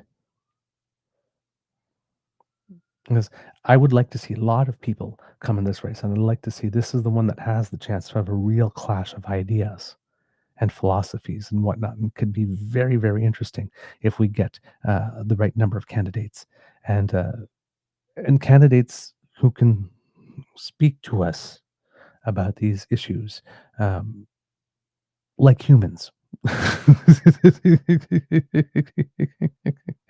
And so, yeah, it'll be a very interesting. It has the potential to be a very interesting race.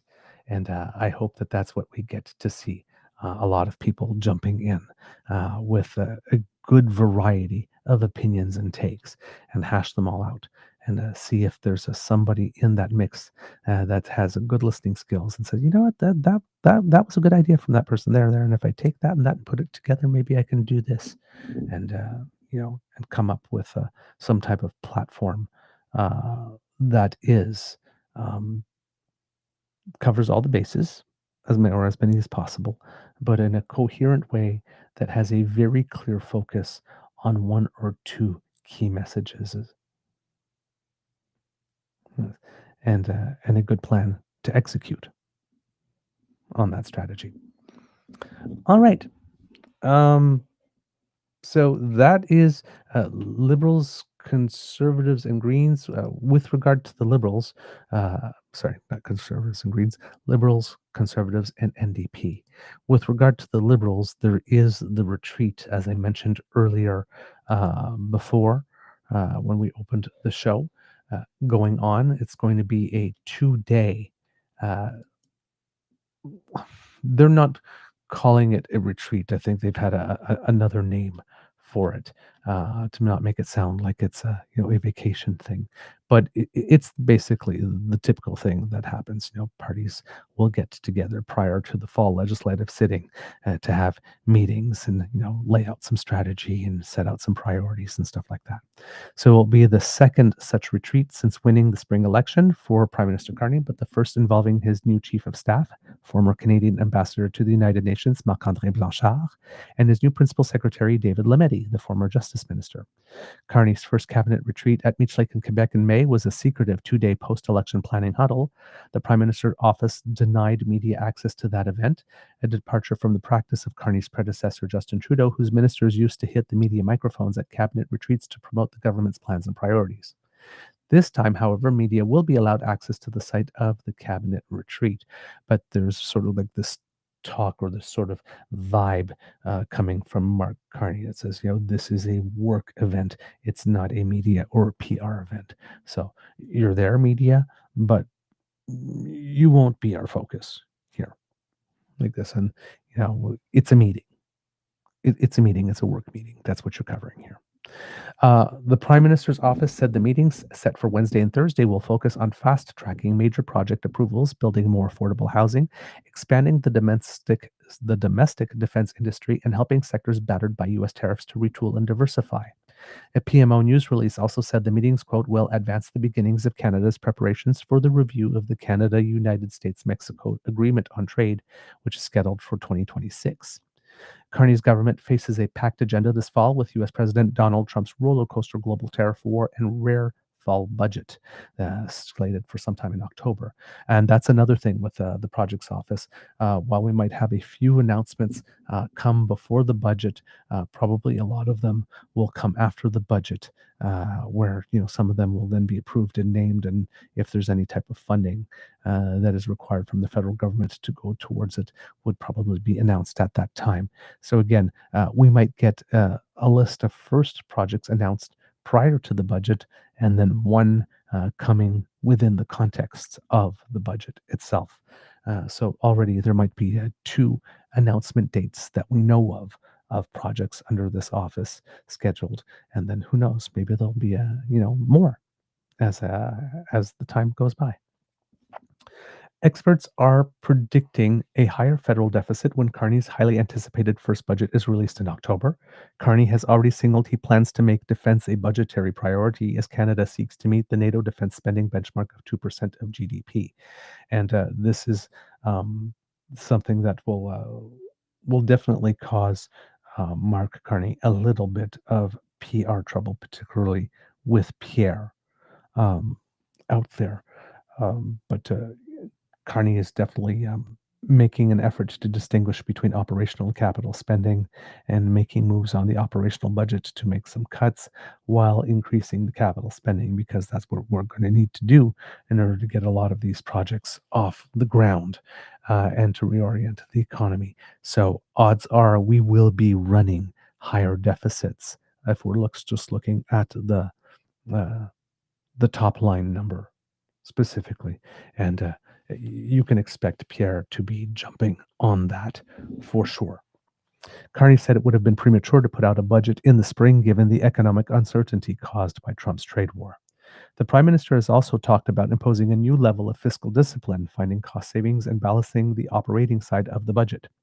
Carney's team has for months now promoted new legislation that lets government fast-track major industrial projects for approval and will want to demonstrate progress on that front. Carney said in Berlin on August 26th that he plans to start making port infrastructure announcements in the coming days. The Liberal caucus is also expected to meet the following week in Edmonton before Parliament returns on September 15th. That will give the governing Liberals another opportunity to take control of the political agenda before MPs return to Ottawa from their summer break. So that was a report by the Canadian Press who brought that forward with us. But yes, brought that forward for us, I should say. So yes, going into these meetings to make sure that they are establishing their plans and agenda and all that kind of stuff for what's coming up in the session, and of course with the budget as well. The budget is expected to contain some significant belt tightening as well. people are wondering what cuts there will be, and that will create an opportunity there probably for the NDP again to you know take up some space in the media sphere.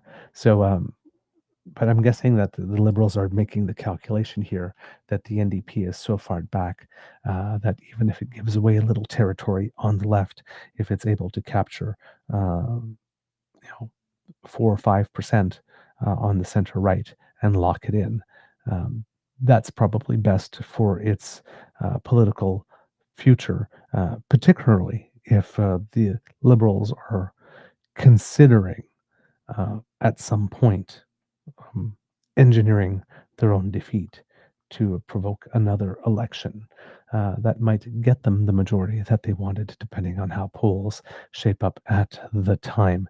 So that is also another possibility there.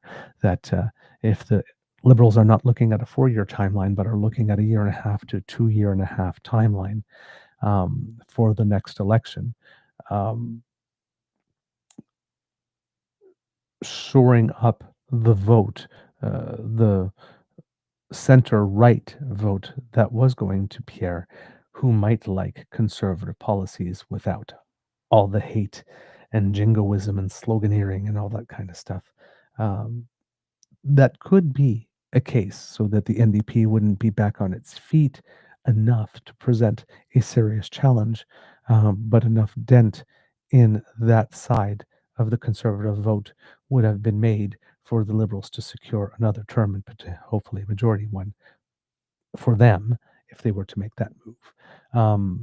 That could be an option. So um, the Liberal government does have some motivation in being able to move fast, hit hard, make some big moves, get some big press, and try to get some bump in approval rating, or generate a further decrease in conservative approval rating, and then try to find a way eventually to engineer its defeat.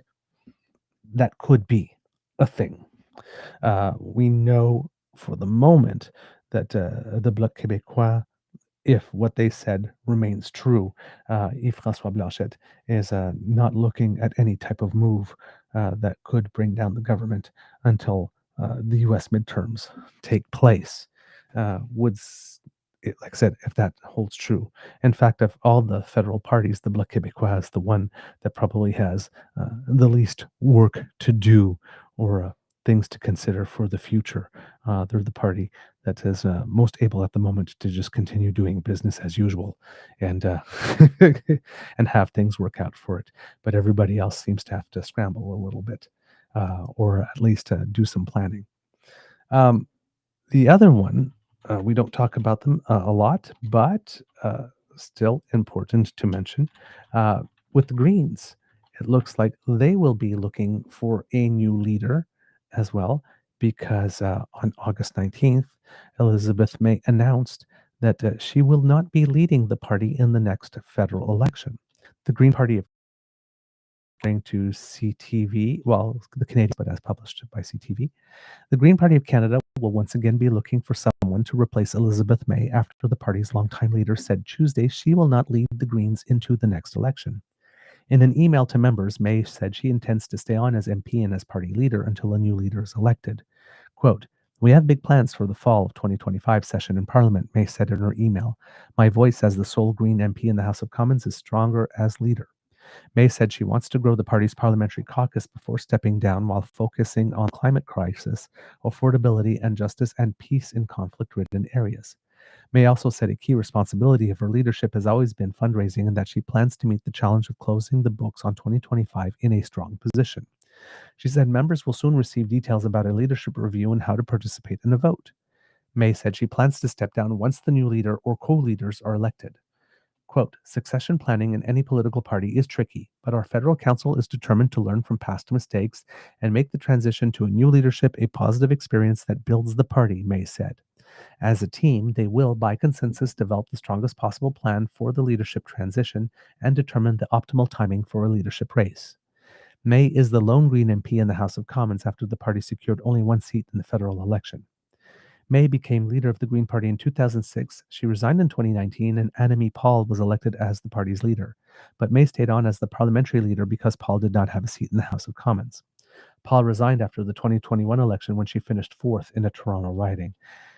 May was re-elected as the co-leader alongside Jonathan Pedneau in 2022. May became the sole leader again after Pedneau resigned in April after acknowledging the disappointing outcome for the party in the federal election. In April, the Greens won just 1.3% of national support, and May was the sole Green candidate to win. In 2021, the Greens earned almost 7% of the total votes cast and elected 3 MPs. The party endorsed 342 nominees to run in April's campaign, but ultimately fewer than 240 candidates were on the ballots. The party said it had trouble confirming all its nominees, in part due to the requirement that each nominee have 100 signatures from electors in their riding. The federal commission running the 2 televised election debates subsequently withdrew Pedneau's invitation to participate in those debates, citing the decision to reduce the number of Green candidates, quote, for strategic reasons. In April, May said that decision undermined her party's chances in the election, and it did. But again, the Greens do only have themselves to blame because they said that they were going to run 342 and they had to be running a certain number of candidates. That was one of the conditions to participate in the debate. And they decided, like I said, for strategic reasons, to make it only 240, but then they were no longer in compliance with that regulation, and that led it to being pulled. They were also probably no longer in compliance with the rule that said it needed to have a certain amount of support in the polls, given how much it was decreasing. But the one about the number of candidates nominated was, it was so clear cut that unfortunately it had to happen. Now the thing, how would I put it? While it was technically the right decision, unfortunately, it was optically the wrong decision, because the decision to disinvite Mr. Pedneau happened so close to the date of the debate, when everybody was aware that 240 candidates were on the ballots for a certain number of weeks. And you would have thought that once it was confirmed that there was just 240 candidates, when there was no more time to add names to the ballots, that decision would have come the day after or immediately, but it didn't. So in that sense, everybody was under the impression that, well, okay, the Greens are accepted and that they will be there. And the announcement came as a shock and a surprise, with very little time for the party to appeal or regroup in any way. And that definitely sunk them. So it might have been the right decision based on what the rule said, but it was delivered at such a terrible time and so poorly executed that it probably did more damage to the party than had the decision had come down the second that the candidate listing period was closed. And then said, well, the candidate period is closed and we see you don't have the number, so sorry, we're revoking. And at least that would have given them a certain amount of time to be able to come up with something alternative, right? Or file that appeal, right? Which would have gained them some national coverage during that time as well. So I might have given time for some grassroots movement to start to have them remain in the debate, because back in the early days when they were trying to exclude the Greens, there were a lot of Canadians who, even though they would never consider voting Green, still thought it was unfair that the Greens were not there.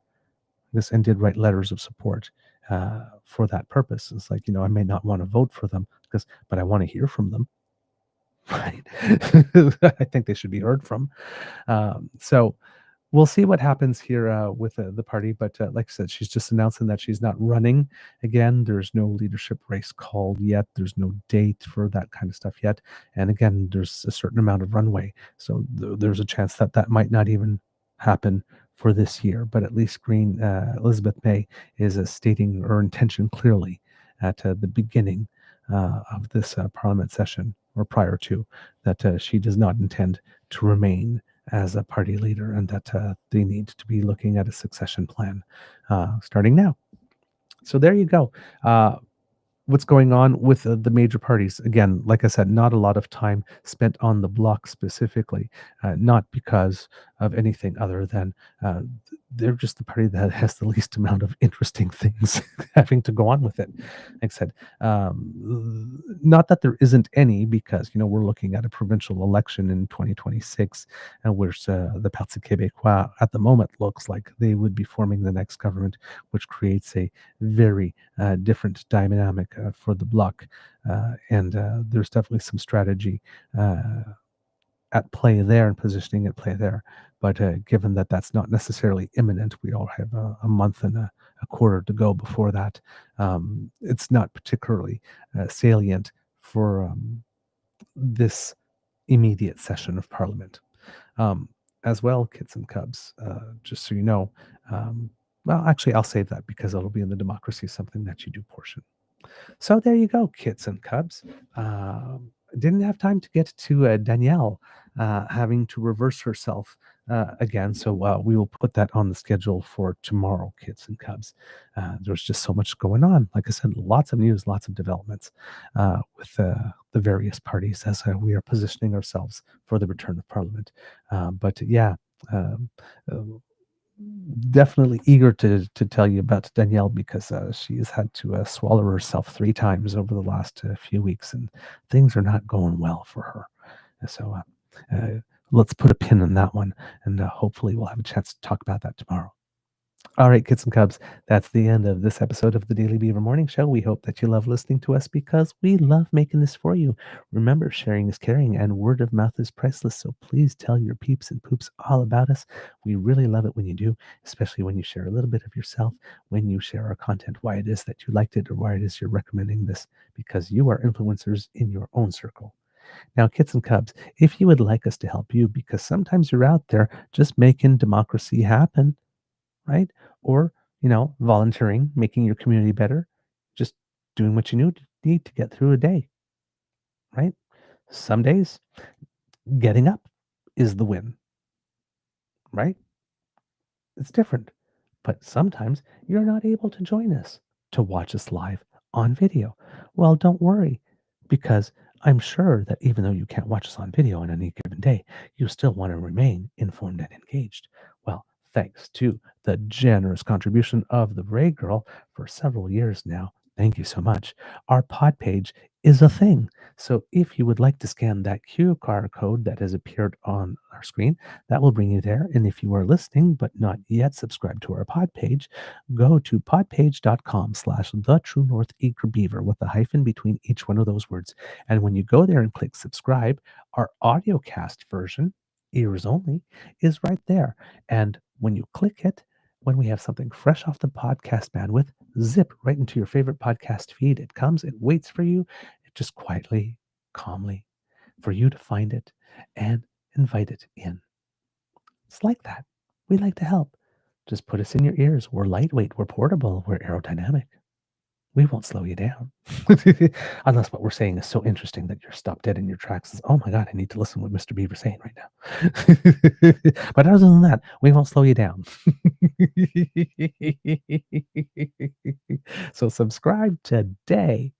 All right, kids and cubs, if you would like to help us, you can do that by surfing on down to the True North Eager Beaver Media Incorporated YouTube page. Yes, where Kids, Cassie, and Lane are beckoning you to click our buttons, like, share, and subscribe. When you do, it helps us with the algorithm, and it also makes us very happy to see our numbers go up. So thank you for that. If you would like to help us in other ways, it is the start of the new month. And as you know, kids and cubs, we do have bills to pay because we incur some costs to bring the show to you. And we would definitely appreciate your help. If you're watching live on YouTube, of course, we have our memberships and super chat donations. But if you are listening and would like to help us by making a contribution to the Eager Beaver Lodge's Emergency Hydration Fund, because, we work for tips. We're self-funding here, and it's because of you and what we put into it that we're able to deliver this for you. But if you would like to help us with that, well, we would appreciate your help. Contribution through our coffee page, ko-fi.com/eagerbeaver, all in one word. And there you can do your little bit to keep your favorite beaver moist. Because a moist beaver is a happy beaver. Yes, a couple of loonies or toonies in our tip jar it helps us with the costs that we incur to bring this show to you. And so, if you like what we do and would like to encourage us to do more, we would appreciate that. Now, kids and cubs, if you are buying Canadian, oh, and of course, you can scan that QR code that appeared on their page there if you're watching live here or whenever you're watching. If you see that, just scan it. I'll give you a couple of seconds. Go ahead. All right, kids and cubs. Now, if you're doing the Buy Canadian thing, well, hey, we are able to help you there too. True North Eager Beaver at gmail.com is the way that you can make a contribution to the Beaver Lodge. That is win, win, win. One, from your institution to ours, that's a win. Bypassing the CE Tech Pros from the United States who take a cut of your donation and keep it from themselves and then take a cut of that and offer it to Donald Trump so he can do terrible things to us. We don't want to help them. No, not at all. Screw them. And then it's a win because when you go through your bank to our bank rather than the USC Tech Pros, we get 100% of your donation, which means that we're able to bring even more to you. Yeah, your money goes further when you send it to us through a direct contribution. So true north eager beaver at gmail.com is the address at which you do that. Now, kids and cubs, if you're not able to send us a financial contribution, we do not want you to worry about that because the gifts of your participation and attention are the ones that matter the most to us. And we're so glad that you're here, but we also want to hear from you. So true north eager beaver at gmail.com is the same email address you can use to let us know what you think about the show, good, bad, or ugly. If ugly, be gentle because we are sensitive and delicate creatures. But we do want to hear from you. We are definitely open to constructive criticism and constructive feedback. So let us know what you think. Or if you have guests that you would like to suggest to us, we are definitely open to hearing about them. And of course, if you have a home-based business or know somebody who does, or are part of a community organization that has an event coming up, and you would like to advertise it a little bit to a group of very engaged citizens who definitely want to support Canadian and who are active in their own communities, then let us know. And we will try to make an arrangement. We have something for absolutely every budget. So please do not hesitate. Even if all you got is like, $35 or $50 a month, trust us, we can make something happen for you. All right. If you need to get the word out, we're here to help. So kids and cubs, call on us. All right. Kids and cubs, because democracy is something that you do, of course, as I keep on saying, forever-canadian.ca, that website, that's where you go to if you want to do your bit, if you live in Alberta, to keep Alberta as part of Canada. Thomas Lukasik has filed a question with Elections Alberta, which was approved. And now, in order to make it a citizen initiative question for it to get on the ballot, he needs to amass about 294,000 signatures, probably more because, Danielle is a little duplicitous and deceitful and would like to probably try to invalidate some of those signatures. So more is better. More is betterer here on this one. So if you would like to see where there is a pop-up place to come and sign, because you do have to sign in front of a witness, and therefore there are canvassers for that. Some areas have a group of canvassers that will come to you if you're mobility impaired. So if you want to look that up, you probably can. If you want to make a donation, pledge to make a donation to help keeping this organization going, because it's all volunteer efforts. Or if you would like to sign the petition and don't know where there's a pop-up spot, you can find one, or you can pledge to sign it so they know to find you. Or if you want to become a canvasser, because we need those too, people to go out and collect those signatures. And yeah, please, you can go to that site and get all the information that you need to do that. forever-canadian.ca. Now, kids and cubs, also, we have some provincial and territorial elections coming up this season in Newfoundland and Labrador this October. There will be a provincial election. Of course, we have the interim premier here at the moment, and then they will be looking to get their actual premier. And in November, I believe it is Yukon Territory turn. So hopefully over the next few weeks, we will be paying attention specifically to news coming out of Newfoundland and Labrador and Yukon Territory, and hopefully being able to give you some updates if you happen to be Kit from there for your provincial and territorial elections. But they are coming up, so hopefully we will have access to a certain amount of news, and so that we can, give you a little bit of information there to help you make your decision in those races as well. But again, you know that these races are coming, so we do advise you to check if there's any way you can volunteer or help out. Not sure if the electoral bodies are still looking to, or have already started looking to staff, but if that's the case, do look into that and volunteer your time for that. Everybody should do that at least once in their life. It's a absolutely wonderful experience. All right, words of wisdom. I'm a bit devoid of wisdom today. I'm. If you have an opportunity, go to bed early. Get some good sleep. That's all I got for you today, kids. I'm sorry. Get some good sleep. Go to bed early if you can.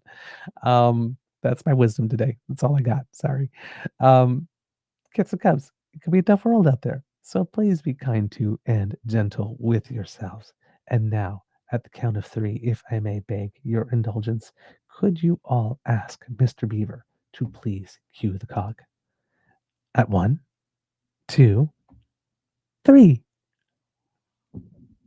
Oh, I love it. Y'all did that so sweetly. How can I say no? You are listening to a True North Eager Beaver Media Incorporated podcast.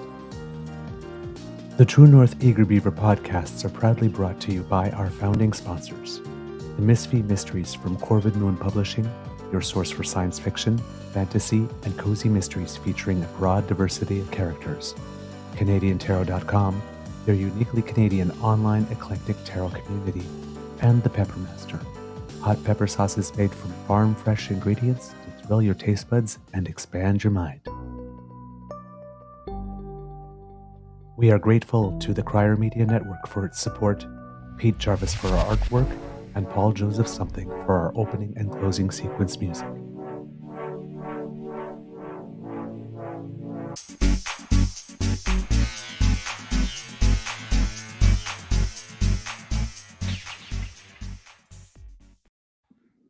All right, kids and cubs, a little bit of Canadians who make us proud. Unfortunately, kids and cubs, Venus Williams and Leila Annie Fernandez run at the U.S. Open in doubles is over. Yesterday, their match was featured on TSN. You could watch it on TV, which was really nice. I hope they do the same thing for Gabriela Dabrowski. But yes, playing the number one team in the world, the number one team in the world showed precisely why it is the number one team in the world. So it was a bit of a spanking. It was a bit of a spanking, but still a quarterfinal run in doubles at a Grand Slam for Leila Fernandez and Venus Williams as a scratch pickup team, and the first time they've ever played together. What a great run. It was delightful to watch them play. I hope that this is a partnership that continues the Australian Open, unless Serena comes back and decides to play doubles again. That would be something. But it would certainly be nice to see that partnership continue. So hopefully for the Australian Open, we'll see Venus and Leila again, because I don't know, there's something about the energy of them two on court together that just works for me. They are just delightful to watch. Even in loss, they were still delightful to watch.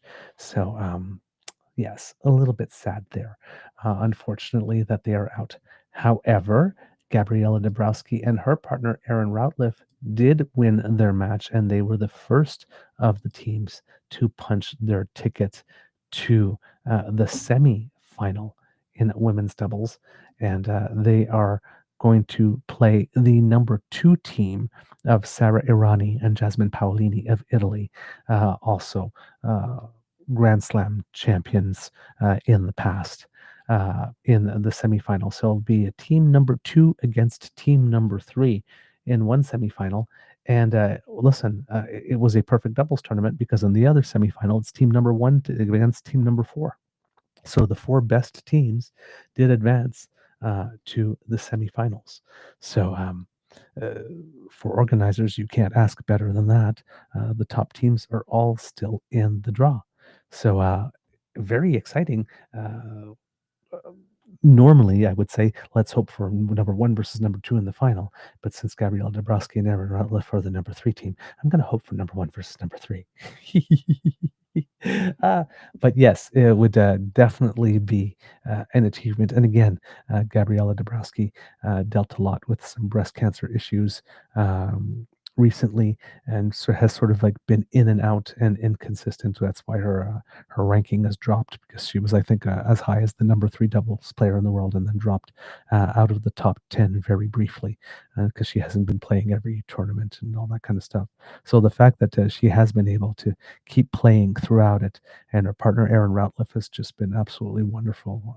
After Cincinnati, she really thanked her because it's been up and down with her being in and out, and Aaron Ratliff sometimes having to keep playing with different partners on an ad hoc basis when Dabrowski has been indisposed for her treatments and that type of stuff. But it seems that this is a partnership that's sticking together through thick and thin. And Gabriela Dabrowski, despite the fact that she's not at 100% all of the time through the last bit, keeps showing up and keeps competing.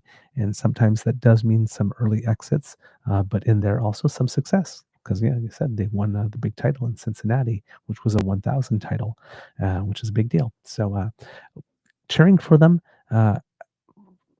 Listen, semifinals is definitely already a big win considering everything that team has been through lately. But, they are champions.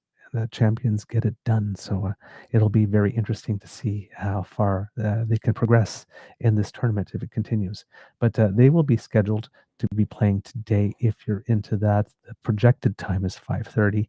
But of course, they are not the first team or the first match on the court, so that could be delayed.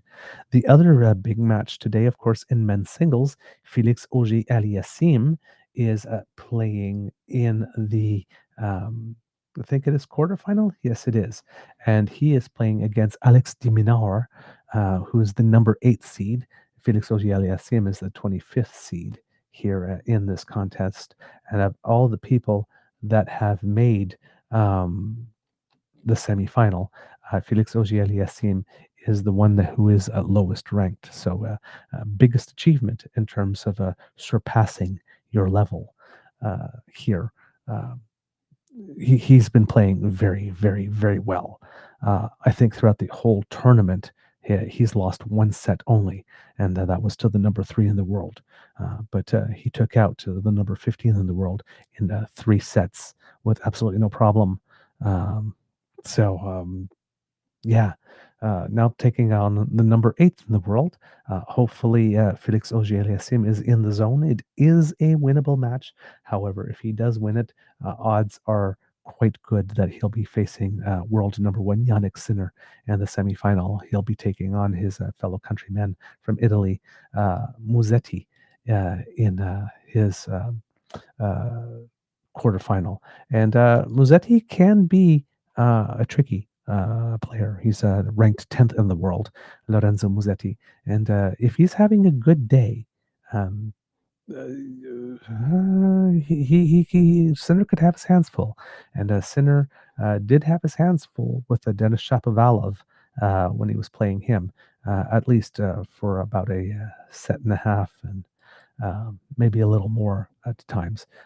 He definitely showed that he had some vulnerabilities, and he wasn't playing at the top of his form in that match. So you never know. Perhaps there could be an upset there. But yes, Felix Auger-Aliassime doing exceptionally well in the tournament. Also, Kits and Cubs at the U.S. Open. There's also a boys and girls tournament, a junior tournament, and there we have two Canadians, Nicolas Arsenault, who had a great result when he played at the National Bank Open, way above his ranking. He surprised people by doing very, very well there, and got a lot of attention. So he was registered in the boys tournament. He lost his first round single match, but he did win his first round doubles match and is still in the draw. And therefore, he will be playing today. And on the women's side, the girls' side in this case, Nadia Lagaev, who won her first round singles match but got eliminated in the second round, however, is also playing in the doubles tournament, and she will be playing today as well. And I believe she is also playing her second round match in doubles, which has been her best results this year in junior Grand Slams. She's had early exits, unfortunately, the luck of the draw. But this one seems to be working out for her and having a little more success than she has. So Nicolas Arsenault and Nadia Lagaev, two names to keep in mind, because you might be hearing a lot about them in the future, given how well their junior careers are going. All right, kids and cubs, that's all I got for you.